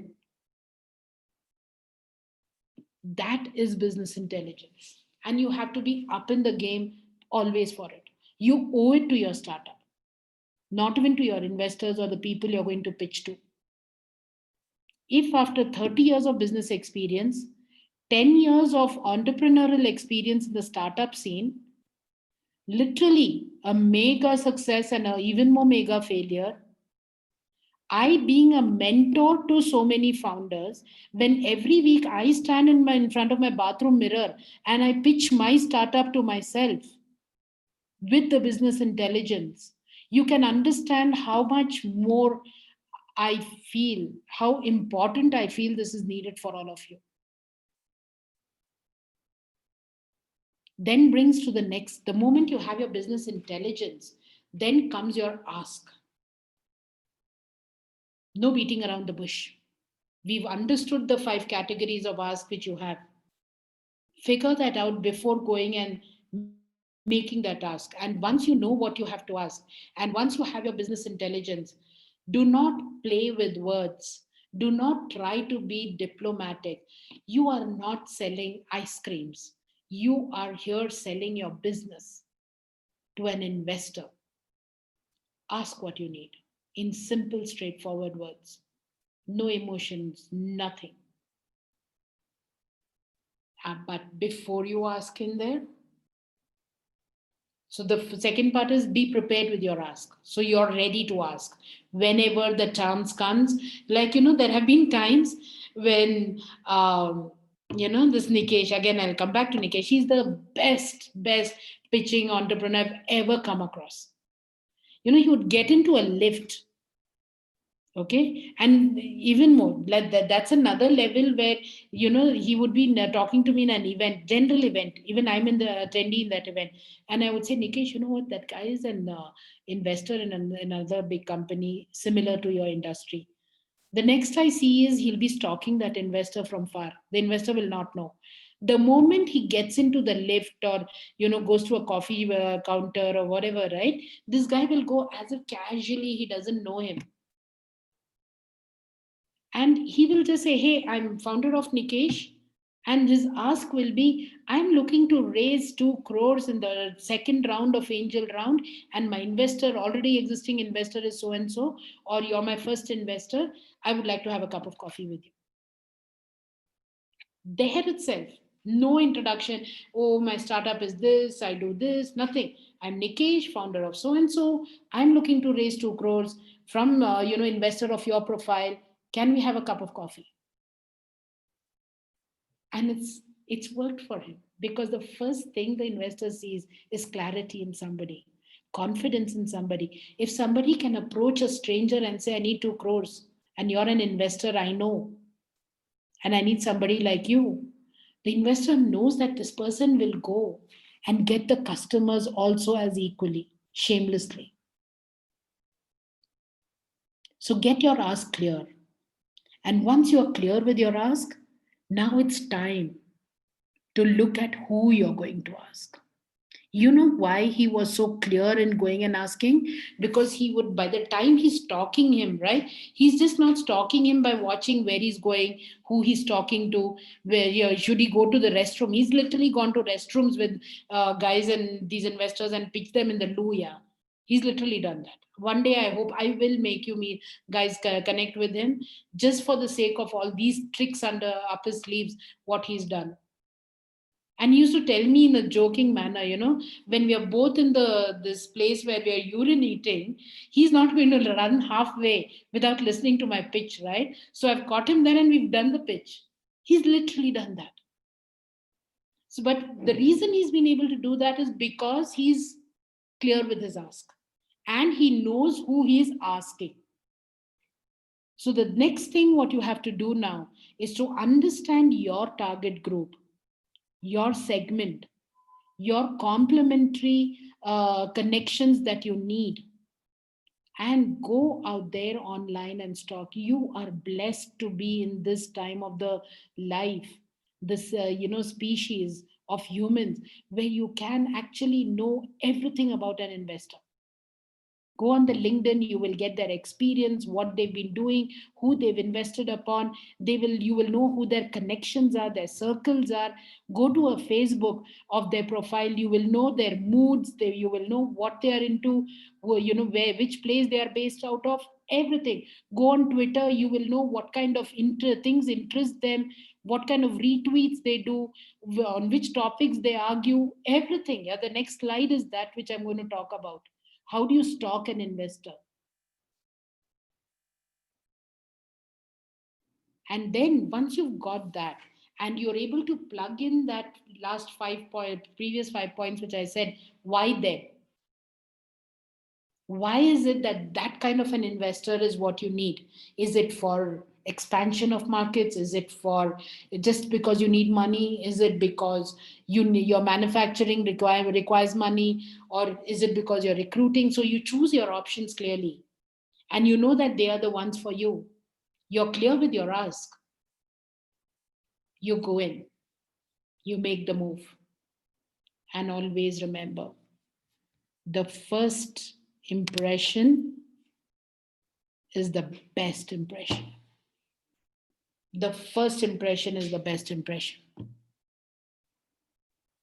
I can tell you this because when Vivek and I pitched to our first angel investor in my previous firm, we pitched in coffee shop near Koramangala, Starbucks.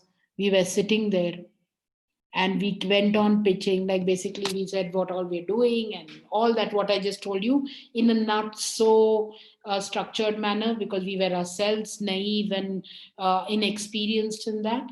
And all through the time he had his hand on his head, didn't even look at us, and he had his head down and he just kept listening to us. And he said, okay, I'll let you know. We got up and we were just about to walk off. And that time, just by the miracle of God, right now, that's how I see it as. The VP, Vice President of Indian Angel Network, was there with her husband. And she was just walking out of there. And she recognized the investor. And she recognized us because we were already working with entrepreneurs and they were working with them to bring our entrepreneurs to pitching, right? That's why even we reached this investor, because we had startups who were looking for investors. So she looked at that investor and said, hey, you're here. That's nice. Good to see you. And then she looked at us like, oh, that's great. You met with Salman Vivek. They're doing some amazing work in this industry here with entrepreneurs. I'm really happy you both met. And she walked away. And then this guy said, sit down. How much money do you need? That was the first impression for him. All that 2 hours of pitching didn't matter. But that somebody who was his connect, knowing him, us, meant that there was this impact happening. Now, what do I mean by first impression? Is When you go into that first meeting or a first quick tech, like, in the events when you approach investors, I've seen many founders going and giving a card and saying, I do this is what my app is, this is what we do, this is the problem we are solving. Not needed. If you just go meet with a person investor and say, hey, you know what, I had heard about you from so and so, one of his connect on LinkedIn, common connection, if who even or you've built a rapport, throw that out. That first impression makes an impact. Tells the investor that you are in the game. You know the who's who. You know people around him. So that means he will know people around you. And that brings credibility. And that brings trust. And that brings them to decide to sign on the dotted line. So your first impression is with what will make or break your pitch to an investor. So for you to have a first impression strong, you need to do all these four things. The business intelligence, be clear with your ask, who you're asking, be clear with that, why them, understand that, know their connections, know their circles, and make the first impression. And then follow up. Again, many people come with these questions to us, right? How often can we follow up? Will it sound like it is aggressive and we are literally, getting after them? Or should we take it subtly? It's a thin line. It's a thin line. And it's very circumstantial. Some investor would love to get repeated updates on what's happening. Some investor would hate it. So you will know all this when you've done the stalking, right? Which in the next slide we'll cover how to stalk an investor. Please, I hope there's no investors in this session, because then they're going to really hate me for doing this part.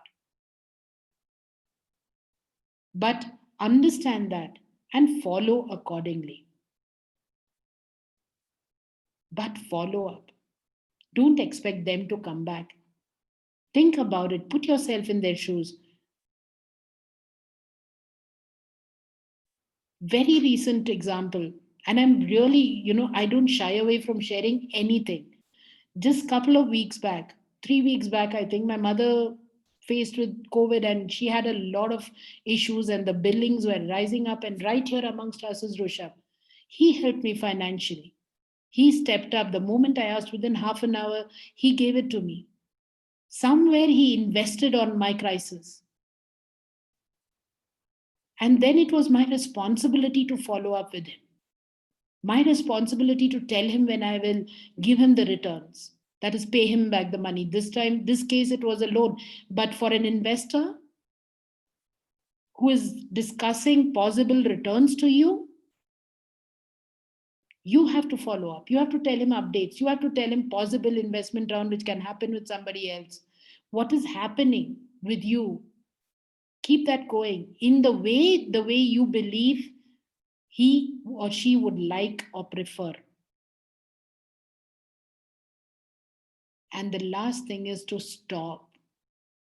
There has to be a point where either you close the deal or you stop becoming that person who they start avoiding.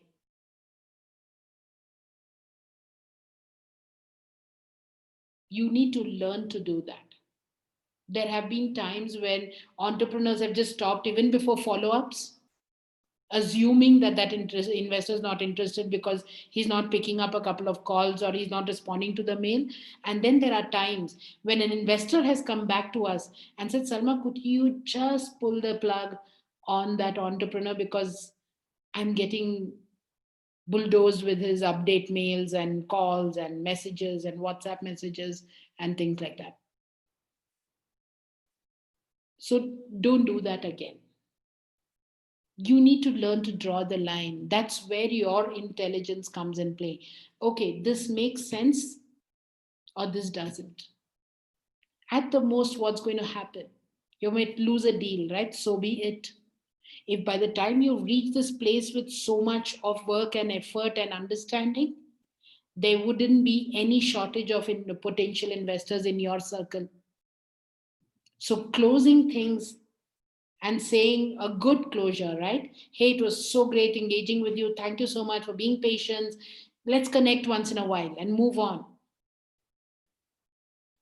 Or close the deal and take them on board and move on with your journey together. But do that. Yep.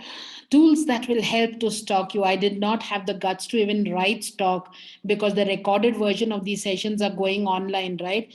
If any investor by any chance downloads and purchases this online version of this workshop and he sees it in writing, tools that help you to stalk your investors, he's going to kill me. Anyway, that's said, even he's going to hear to the audio as well, right? So I've given my neck for you guys. Better start doing what I'm telling you to do. And here's how you go about it. As I briefly touched in the previous slide, right? You need to know your potential investors at a 360 degrees. At a 360 degrees. It starts with LinkedIn. Without doubt, it starts with LinkedIn. Because LinkedIn will give you their present status, if they are a listed name on the fund or if they are independent angel, or what's their profile. Second, it will give your the connection that they have, the circles that they work with, the kind of portfolio they have of startups, what kind of startups. Like, for example, if they've invested in a very similar startup like yours, the chances are very low that they will invest in you, even if they love what they do, what you do. If there is a possibility, there might be an acquisition or a merger which would be, figured out, but the chances are very low. And if that business is also from the same stage or similar stages, then it's impossible. If you're at an MVP stage and they're just in market stage, they're not touching you with an iron rod. But if that business has reached a point of, maybe series A, series B round, and you are at an MVP stage, and somewhere you are able to target the niche market which that large business would not be able to capture, then it's a strategic investment for them to maybe merge with you or acquire you, or bring you onto the portfolio. So you will understand all this when you know their portfolios and their connections. And then comes, please understand, any investor who's invested in any startup will have the founders in their LinkedIn connections. They will 100% have them. So if you see an XYZ startup in the portfolio of an AB investor A, then that XYZ startup's founder, Mr. B or Ms. B, will be a connection in Mr. A's LinkedIn profile. So then comes the next word of mouth. So most of the time, entrepreneurs just keep going and putting messages to investors, sending connections to, request to connect, just asking for a cup of coffee to them. Preferably do that also, but also do this. Reach out to the founders of their portfolio startups, the founding team who know them well, and have a cup of coffee with them, know them, talk, let them talk about their journey, learn from them, build a relationship with them where they will go and put a word of mouth to the investors saying, hey, you know what, I've met with this guy 2-3 times and I think they're doing something interesting and they've reached out to you on LinkedIn as well. Look at them. So spread the word of mouth around the investor. And before you have the confrontation, even in the form of a call or a quick hi hello meeting or whatever, understand their Facebook, go to their Facebook profile. Most of them are on, either they're on Facebook or Twitter. I kind of missed putting the Twitter logo. I had downloaded it, but I missed putting it. They're either on Facebook or Twitter. Those who are not on Facebook or have a profile but not active will definitely be on Twitter. Or if they're not on Twitter, they'll definitely be active on Facebook. So check their profiles out. Know their temperaments, know their, values, their thought process, their beliefs. what they love. Like, for example, if you see someone posting a lot of cribbing tweets on how somebody made them late and how their their day was messed up, this person is more particular about time management. So you being 5 minutes ahead of their session is a must. So understand them as individuals, not as an investor, as a business associate, or a business dealing through these platforms. And the most important thing, the last part, is please understand, if any of you are not authentic in what you are and try to be what that so called investor would love to see in you, you will suck at whatever you're doing. So if you're a laid back, late going person in the team, I'm into a meeting, then please keep that meeting in whatever time, and that investor is a time bound person. One, be prepared, you're always going to have conflicts with him. Either you change your approach for good and practice that, or do not even go to that investor, because every board meeting is going to start with an angry investor for you because you were late for the meeting. So your behavior, your character, your personality, your psychology, your perceiving at things, your rationality, everything should be authentic. Please do not try to put up something which you're not. That is the biggest damage you can do for yourselves.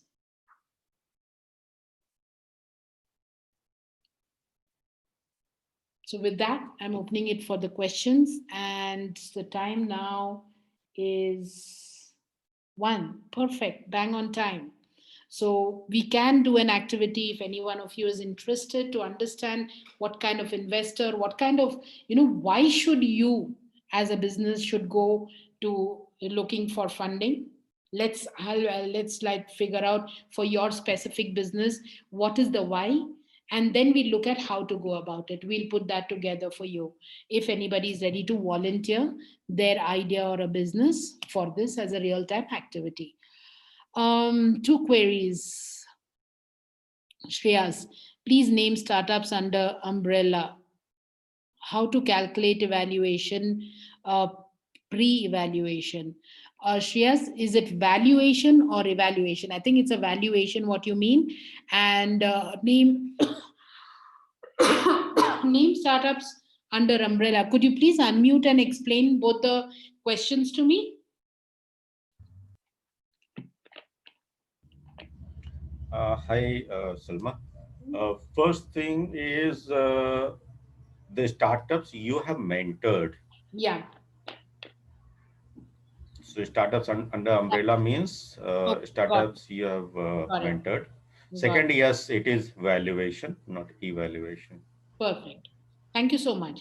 Shreyas, let me just give you kind of different stages, different phases, some names. And if I'll give you a heads up, if you're looking at an attractive name, there's not many attractive names, but still, let's see. Maybe I might be able to give some interesting names. As I told you earlier, much before startups, we worked with brands like French Loaf. We worked with brands like Adidas, where we went in as mentors. They were not incubated with us, but we've played a key role in regards to helping them kind of take the next phase, open more outlets and things like that. Moving on to startups from idea stage, Events High, as I told you, was one from that idea on pitching, a pitch deck stage.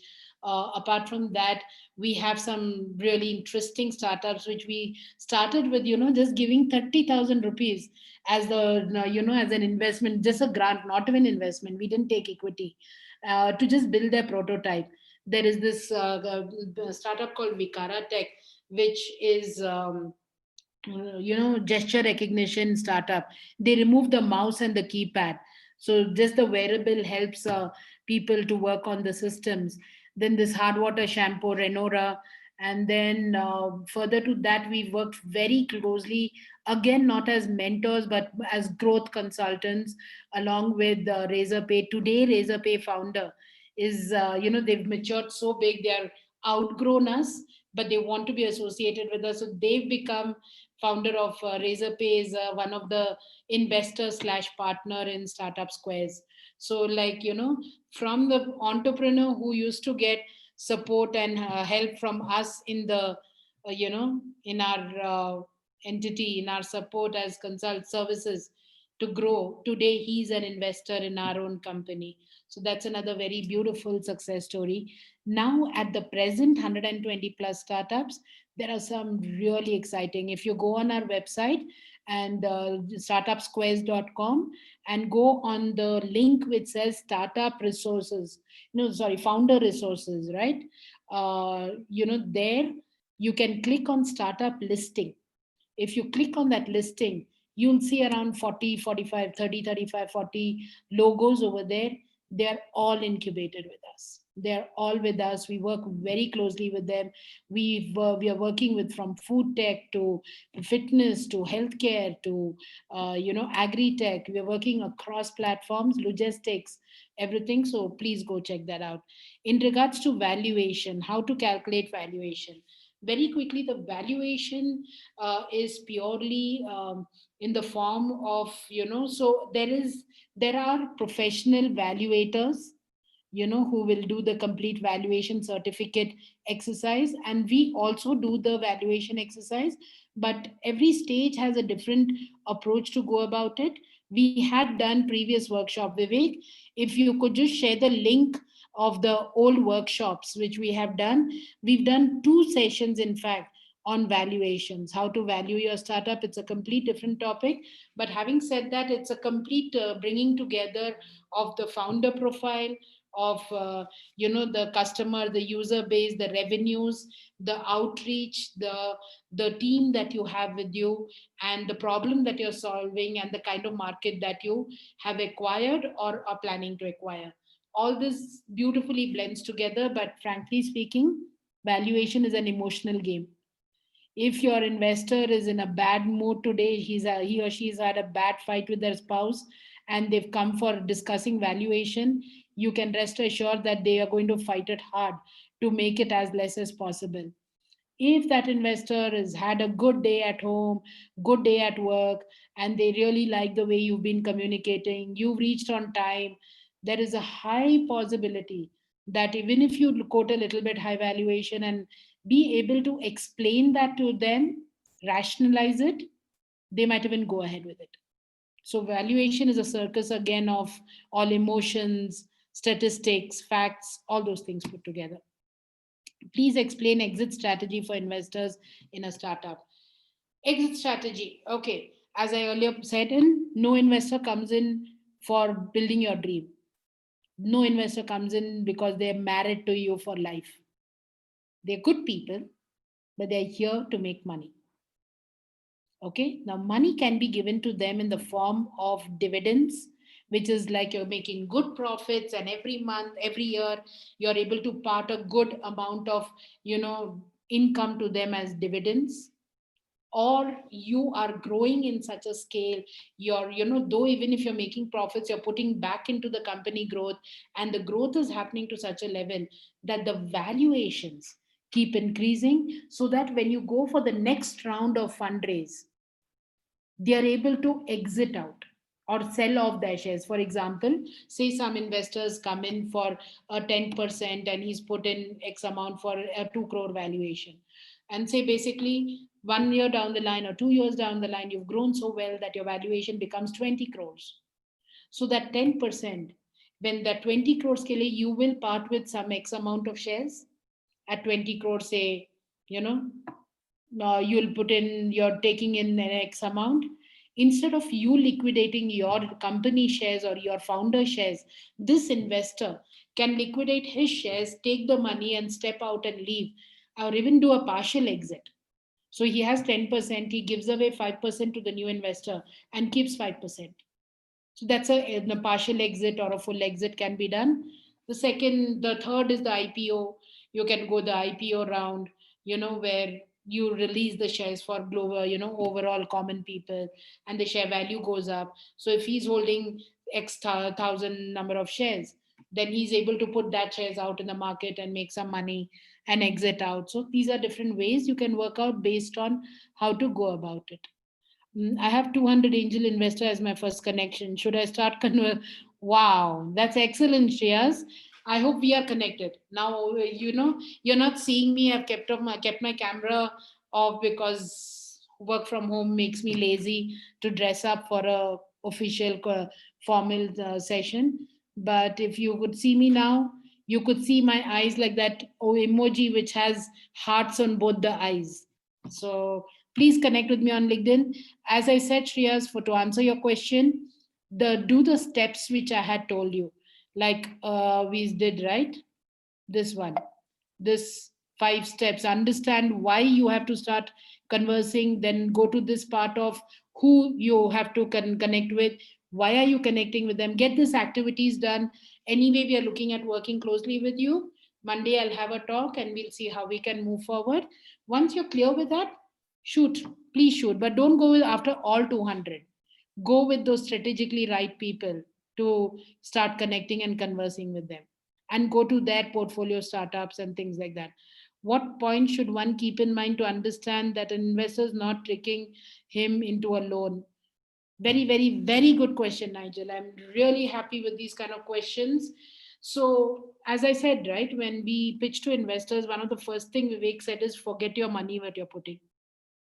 One of the first things which you have to notice about investors when you're pitching to them or talking to them is if somebody is saying, I'm giving this money only for 6 months or 1 year, I know it's an investment, I know it can go anywhere, but this is my child's education money. So even if you return half of it, or you give me partial exit in 2 years' time, I'll be able to take care of that education. No, no, no, no, no, no. That's purely, they're looking at it as a loan with interest. These are red signals to kind of walk away, run away from. How much ever desperate you are for money, how much ever badly you have reached, how much ever time you have spent. Most of these hints come not at the initial stages. Most of these hints come at the later stage, when you're just about to sign the paper or just closing on it, or you've hired of people based on the money coming into your account. And then they say, you know what, all good, I trust you, we are going ahead, but let's do this thing, but look at an exit of 3 to 5 years or 2 years or 3 years. Please back off. Go to the office back again and fire off those people you've hired, fair enough. But do not go ahead with that deal. Second thing is also make sure that you are very clear, communicative in regards to that long term investments. At least at an early stage, you should not look at anything below than 7 to 10 years at least. There is no exits which can be given, no dividends that will be given in the first 7 to 10 years. Expecting dividends is also in the form of interest. If somebody says, okay, fine, give me exit after 10 years, but from the third year, start giving me dividends every year from your profits. Sorry, boss, that's an interest what they're asking for the investments. And this is the growing time. It's like when a child is born, the first few years, 2 years or 3 years or 5 years, is where the child needs all the energy, all the food, all the nurturing, all the taking care. Every profit needs to go in there. So these are hints, which is very clear hints for you to back away at any point of time.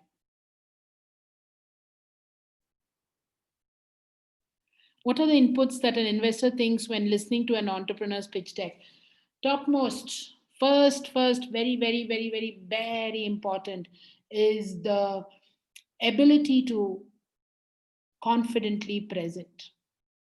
The very big turn off for investor is when you're reading from your presentation, when you have the back to them looking at the slide and on the stage, or when you are just answering from the slides and not giving beyond it, when you don't look into their eyes and speak confidently as if it's your business that you know, and don't eat your last word. So all these things, this aesthetics mean a lot more than the actual idea or the business. The second thing is the commitment from the founders. If you're looking at, I'm working in a company, when the money comes in or when the investor invests, I will quit. Second turn off, they're like, if they can't even put their time into their startup, how the hell do I put my money into it? Very simple. The third thing is you being in the market. Basically, you know the problem. You know the people you're going to cater to. One of the key things is knowing the customer. You take any and every business. Facebook, those kids were kids in the campus. They knew the mentality and the people who would be using that application. Airbnb, those founders literally went and slept in other people's sofa or beds, or rented the sofas out to understand their customers. Take Uber. These people literally have driven people to different places as Uber drivers.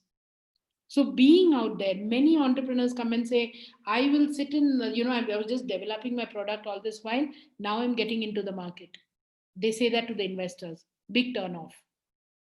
Then, if you are very attached to the idea, it's a turn off. If you're attached to the problem, it's a thumbs up. Because the investor knows that tomorrow, even if shit hits the roof, even if something is not working, yes, Rishabh, I know you're smiling, you're saying this lady keeps saying that all the time. I know that. So you know what, whatever happens in the model, they know that you guys will come back with a new solution or a new idea, as long as you're committed to the problem.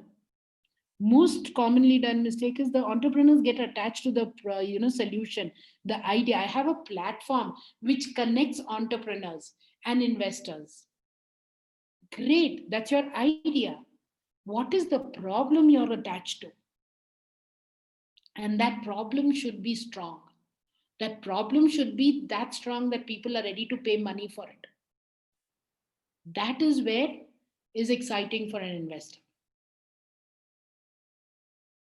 And there are other smaller other things, we can definitely talk about it later. How much a private limited is important or must? Can we approach live with a non-private limited?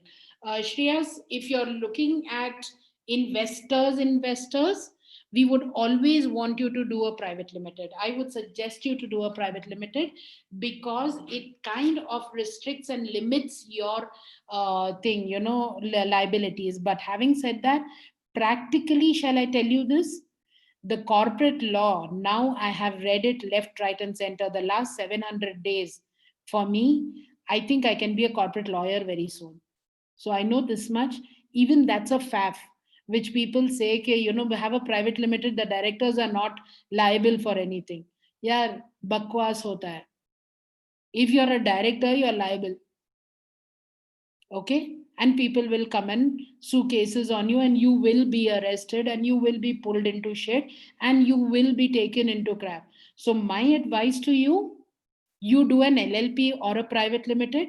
If you're going for investors, do it clean, maintain it properly to the last number, compliant wise, resolutions wise.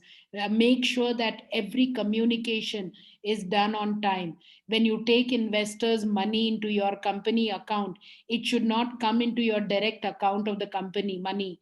It should be put into another account, and after the share certificates are issued, that's when a startup can use the money actually. Then make sure that every communication, every decision, every mentoring session or a board meeting which has happened, minute it, put the resolution, file the resolutions, pay your CA and company secretaries like they are more than your children. Do not try to save money from your company secretaries and CA services, because even if you are not getting salary, they will make sure that your life is peaceful. So the fact of the matter is, private limited or LLP or any entity, if you are a founder, you are exposed to risk. Absolutely. And if any CA, any legal person, any lawyer comes and tells you, no, that's what people say, Salma is emotional, you know what, people say that, but it's not like that. Book, as per the law, you will not be held liable. But I tell you this much, when things go wrong, The people who have to come after you will twist the law in such a manner that they will come after you. So do not take monies, do not incorporate a private limited or an LLP unless and until you are ready to put in the time, effort, knowledge to keep it clean, compliant, and a healthy startup company, just like an MNC. Just like an MNC. I'm sorry I'm telling you this reality, but this is how it is. Every other reason for mess up, fuck up, we entrepreneurs come and say, oh, we are a startup culture. We can manage to do that. No, boss. Sorry, you cannot do that. Startup is just a glamorous word. Startup is also business, and business means clean company compliances and taxations and all these things. So even if you're in idea stage, even if you just incorporated 1 month back, spend your once a week time. Like just recently, I think to Rishabh or some other founder, I was telling 20% of your productive office hours should go for your compliances and understanding if your startup is healthy. Because that's when monies can be taken, investors can be taken and grown. Nothing other than that. I know I'm not giving you traditional answers, but this is what is reality. As I told you, anything when it comes to us at Startup Squares, we are very ground level, practical people. We believe in giving you practical suggestions, knowledge, and advice. Apart, unlike a thing which you can just Google, you don't have to pay 500 rupees for that. You can Google and get the information of which company to incorporate before taking investments. You'll get the answers. Quora will give you a lot of answers. So this is what the reality is. Any other questions? Can we go? Is there a possibility of an activity? Anybody who'd like to volunteer for this?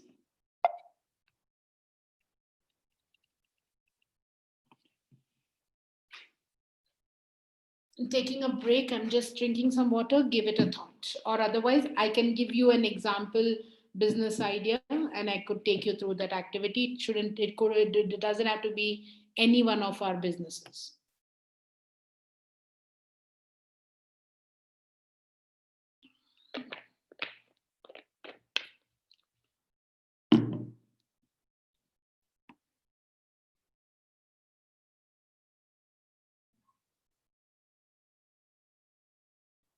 Okay, perfect. So before I proceed with the activity, let me just give you an idea of what the business is so that we can start putting the first question, the why, in place. Okay, this is a couple of years, I think, no, almost 4 years back, 2016, 2015. In fact, to be very specific, 2015, there was this startup, women entrepreneur founder, so that those were the times when anybody says shared economy and the investors would pull out their checkbook. So that was this season of the time. Okay, and I'm going to keep it very focused to this thing only. I'm not going to go very deep into the business model. Okay, so this was the times when any entrepreneur didn't have to put a lot of effort if they were doing anything in shared economy, because this was the times of the Uber times and the the what do you say, the fresh menu in thing, and Swiggy and all this, where people would kind of go about in reducing the overheads and basically scaling fast, right? So her idea was also shared economy. She came up with this beautiful problem which even today exists, and even it exists across the platform. Any woman, any lady, after 12 years, at least, I think now 10 years, but after 10 years, anytime they have to go out anywhere, they open their wardrobe and they say, I don't have anything to wear. You can test it out. I'm sure there are quite a few women over here. I have done it. I still do it. What did I just tell you a little while ago? The challenge of just deciding what to wear for a workshop, I don't come on the video. So this problem was a big problem, and she was committed on this problem.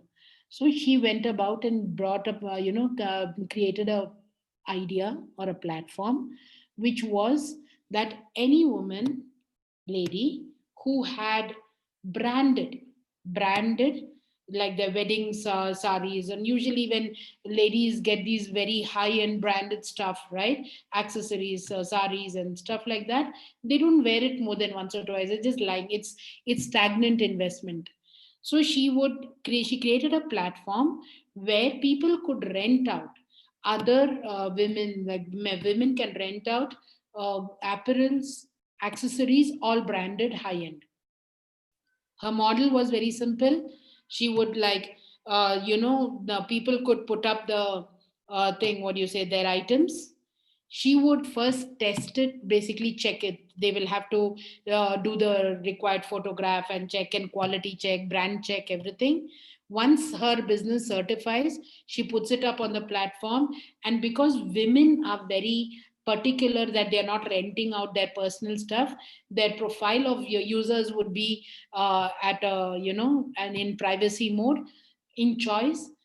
Then she would, people could come and rent it out, book it, give a deposit for it, and then she would dispatch the product to them. They would use it, clean it. Basically, she had a protocol where they had to do the required cleaning thing, and then send it back to her warehouse. She will, again check the quality of it. If it's not damaged, then the deposit is not used. If it's damaged, the deposit is used. But if it's good, it's sent back. As simple as that. It was a shared economy idea. Okay. She was doing fairly well. Even at an MVP stage, on a WhatsApp and in a Facebook group, she was making sure there was this monthly 50,000 to 60,000 rupees revenues, transactions worth of 60, 50, 60,000 happening at an MVP stage when her product was, the platform was being developed. She did not use any high end technology. Her Facebook page, her Facebook close group, in that group, people would come and put pictures. She would, okay them. She would, no, they would ping her on WhatsApp. She would take the products, put the pictures, and she had a co-founder, very interesting. She had a mannequin which she had picked up from second-hand bazaar, and she named it some name, some Lucy or something like that. She would put her in the car with the DSLR. What was the name? Lucy. Lucy, right? Yeah, Lucy. She would introduce the mannequin to the end customers to go and take pictures of the apparels and saying she's my co-founder because she travels with me throughout. The reason I'm telling you all this background, please understand, because if you don't understand the whole profile, if you don't picturize this lady in your mind, you will not be able to help me decide which reason to go with to look for investors. So I'm giving you the image of this lady. So this lady had a car. She would put the back seat back, put this mannequin, have a TSLR camera, travel to people's places in the city, to, go take pictures of the product, because when she asked pictures from clients, they sent shitty pictures. So she would take quality pictures, go and put it up, check the product, take the product and come and do it all. Very soon, in within months, her two-bedroom flat had become where the husband had only the kitchen table and the counter and his bed and bathroom left for him. One room was, a studio. Another room was team sitting, intern sitting and doing social media. Another room was a storage and warehouse, literally. So she had done all that. And now she's looking for investors at this stage. So now I would like you guys to participate in this activity. I'm going to open this chat box. Every question for every stage which I say, please put your answer in the chat, and we'll see what comes as the maximum and what is appropriate. There is no right and wrong, but there's some intelligence into why we choose it. Okay?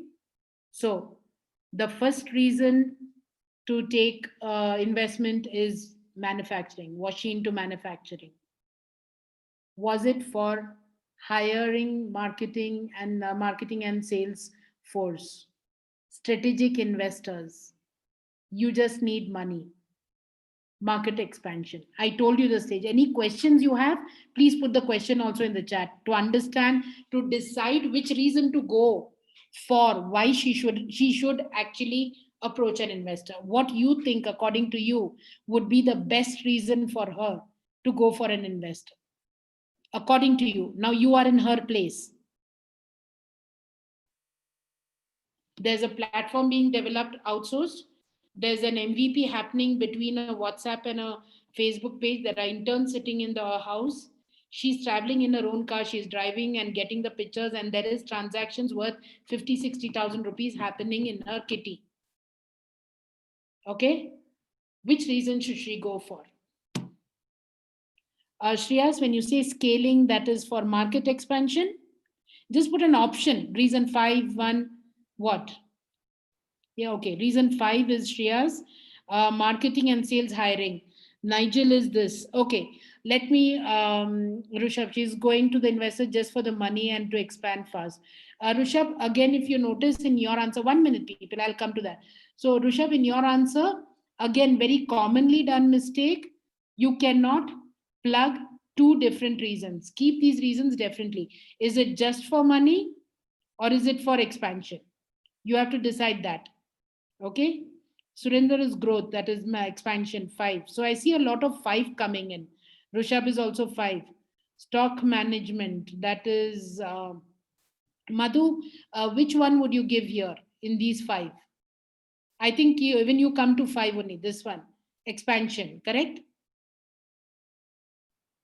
Yes. So all of you say 5. Okay.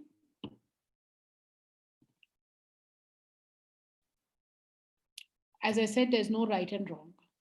You could be right. There's nobody going to, say entrepreneurship is about the right thing, but with some intelligence of what I know, in what I informed with you, I say that she would have to either go for this, because please understand, her platform was being done. Please understand that she has already got started with getting orders, money is coming in. So as I said, understand that sometimes you just need money to go ahead. Think about it. The thing is, in regards to her, she knew there was a market. Somebody here had said money. Rushabh, yes, you chose the wrong option there, Rushabh. You were very close to it. Because think about it. She had customers. She was already meeting people and going about it. She already was going ahead with interns, getting work done. Now, the only thing keeping her from even starting off her own brand and launching was her platform. And for building a platform, you need money if it's outsourced. So the business intelligence is she needs money. Or the second round, the second option is this. Because if she had already paid off for the platform, she didn't need money. They are just building it. It will come no matter what. When it comes, what happens then? Today, it's okay, she's doing 50,000 rupees. But then she can't just be doing that. She needs more online campaigns. She needs to reach out to more ladies. She needs to get both sides of customers. So she needs this. Do you get this? Now, how did I go about in thinking this way? I used the same information what I had given you. The reason, because when you are looking at deciding in your case, why should I go to an investor? The first thing what you have to do is accumulate your resources. Don't go for a repeat requirement. What you already have, don't have to do it again. If she had had strong co-founders who were good in marketing and sales, she shouldn't be going to recruit more people. With those 3-4 co-founders, they should be able to plow the platform. Then she should look at something for this as a thing, strategic, because she has a good, strong team. She has already paid off for the platform. She doesn't need money. She is aware of her market. She knows that at this point of time, because it's shared economy, she can't go to different regions. She has to first scale in this one small region and then go about it. And she's not into manufacturing. So the first thing to do, even before thinking, okay, why should I go to an investor? Get your resources clearly. See what you have in hand. See what you really don't have. And only then go looking out to the how. How do I get this investor? Because first is, which investor do I get? Like how Shreyas put, he has 200 investor connects on his LinkedIn. He doesn't need 200 investors. He just needs that one or two or five people. But then who are those 5 out of 200? And for that, he needs to figure this, why should he reach out?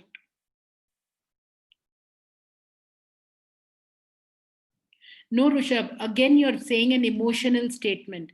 When you say money solves most of the business problems, you are being emotional on business. Learn to detach your emotions. Money does not solve any business. In fact, money can play a key role to destroy your business. If you had a lot of money, what did I tell you that day? In my previous entity, I burnt 7 freaking crores. You think I didn't have money? I had 16 investors, 7 crores, and I brought it down. So, money does not solve problems. Money is a problem.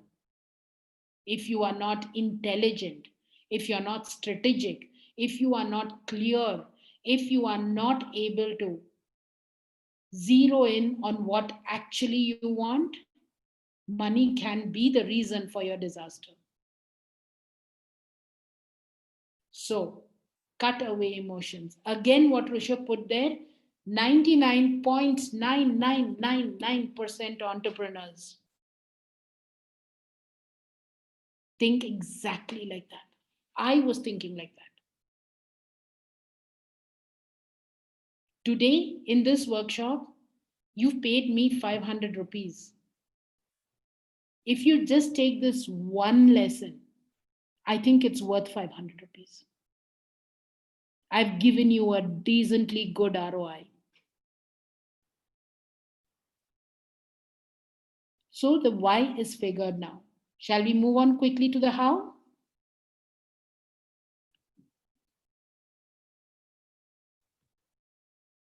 Okay, so fast forward this girl's journey. 1 year down the line, she was an apple of the eye for investors. Like, investors were after her to give money. Why do I say that? I'll tell you why. Because at an event, she was with me, and this investor comes to her and says, hey, you know what? Today, my wife told me that in a society, the neighboring lady told my wife that, you know what, we should try this, Facebook group, which kind of, we rent out and we can get really good quality dress wear for going for any parties or anything. And I asked which group, and she said your brand's name. And he said, let's talk. Come over. Let's sit down. The reason why I say that investors were dying for her is because there was this lady investor who she went and pitched, and that lady investor ripped this lady apart, this entrepreneur apart. She went on saying, I'm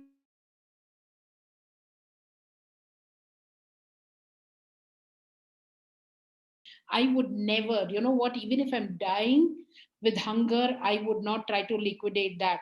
And this and that. And after all the pitch, this entrepreneur was on tears. I remember I literally had to go and hug her and say, it's okay, chill. Investor's job is to do that. That investor went to the point to telling her, saying that, you know what, get your fact together. You have got your problem only wrong completely. There's nothing like that which can happen. You will not go anywhere. Maybe these people, whatever you're doing, are your close friends, and that's why they're doing it. All this was said. And then when she walked out of that meeting room and outside I was standing and talking to her, telling her, hey, it's okay, chill. And she was like, Salma, should I just quit?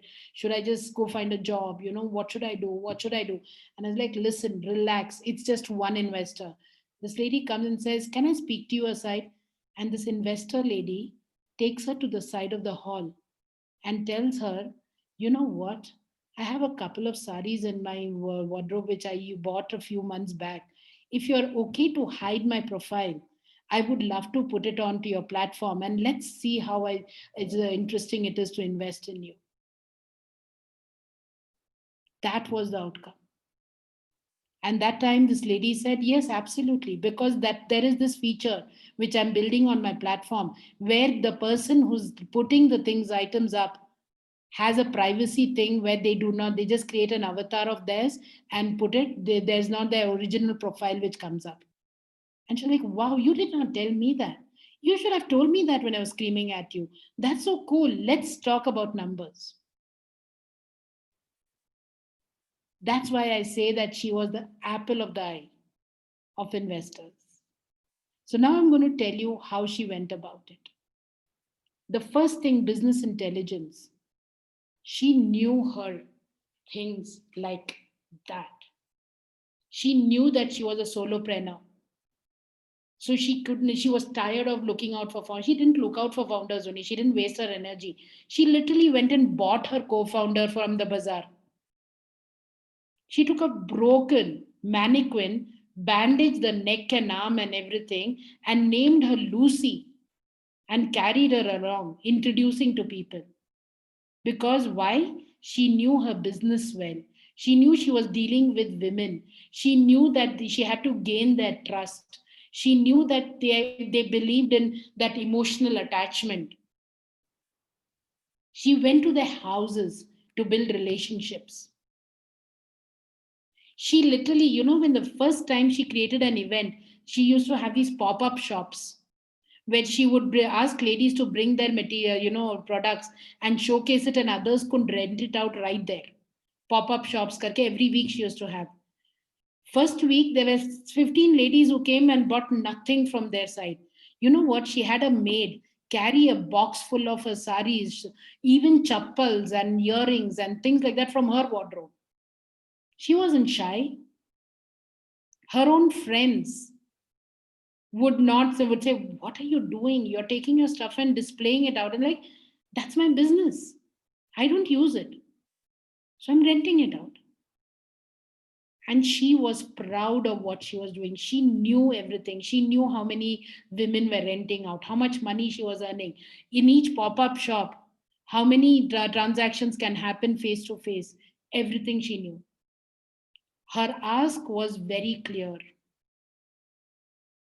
She needed money for the platform. She had given the advances, she had given the initial amount, product was being developed.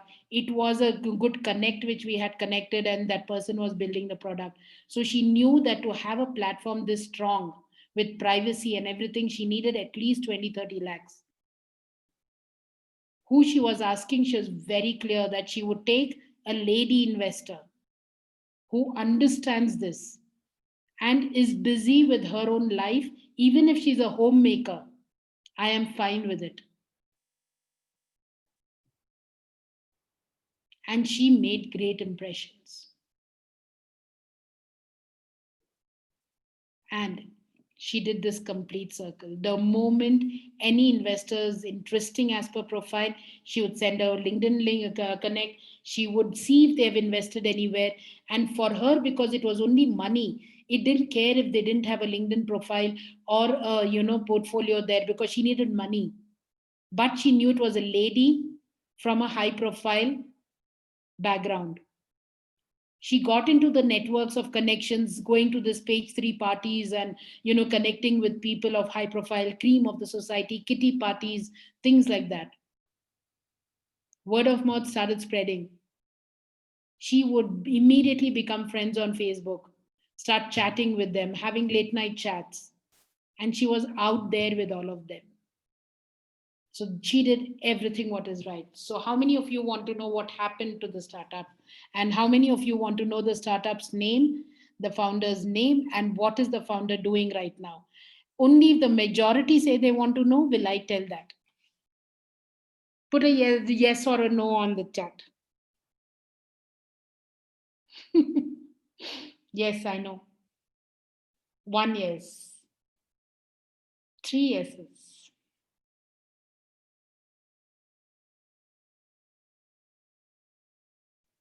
Perfect. I see that all of you want to know this beautiful journey and this amazing entrepreneur, right? Today, she is a CEO in a design company, very large company, as a brand designing person. The startup name was Simply Sane. Simply Sane. Basically, simplicity and sanity. Simply Sane, and her name is Runjan. She's on my Facebook list, and she shut her company down. Even before investors, she didn't take any investors' money. There were line of investors ready for her.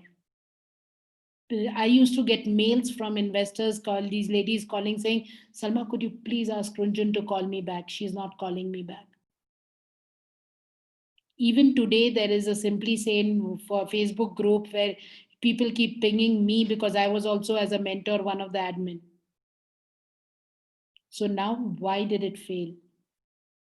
Because the person who was developing the platform took it such a long time, delayed matters so much, and complicated matters so much.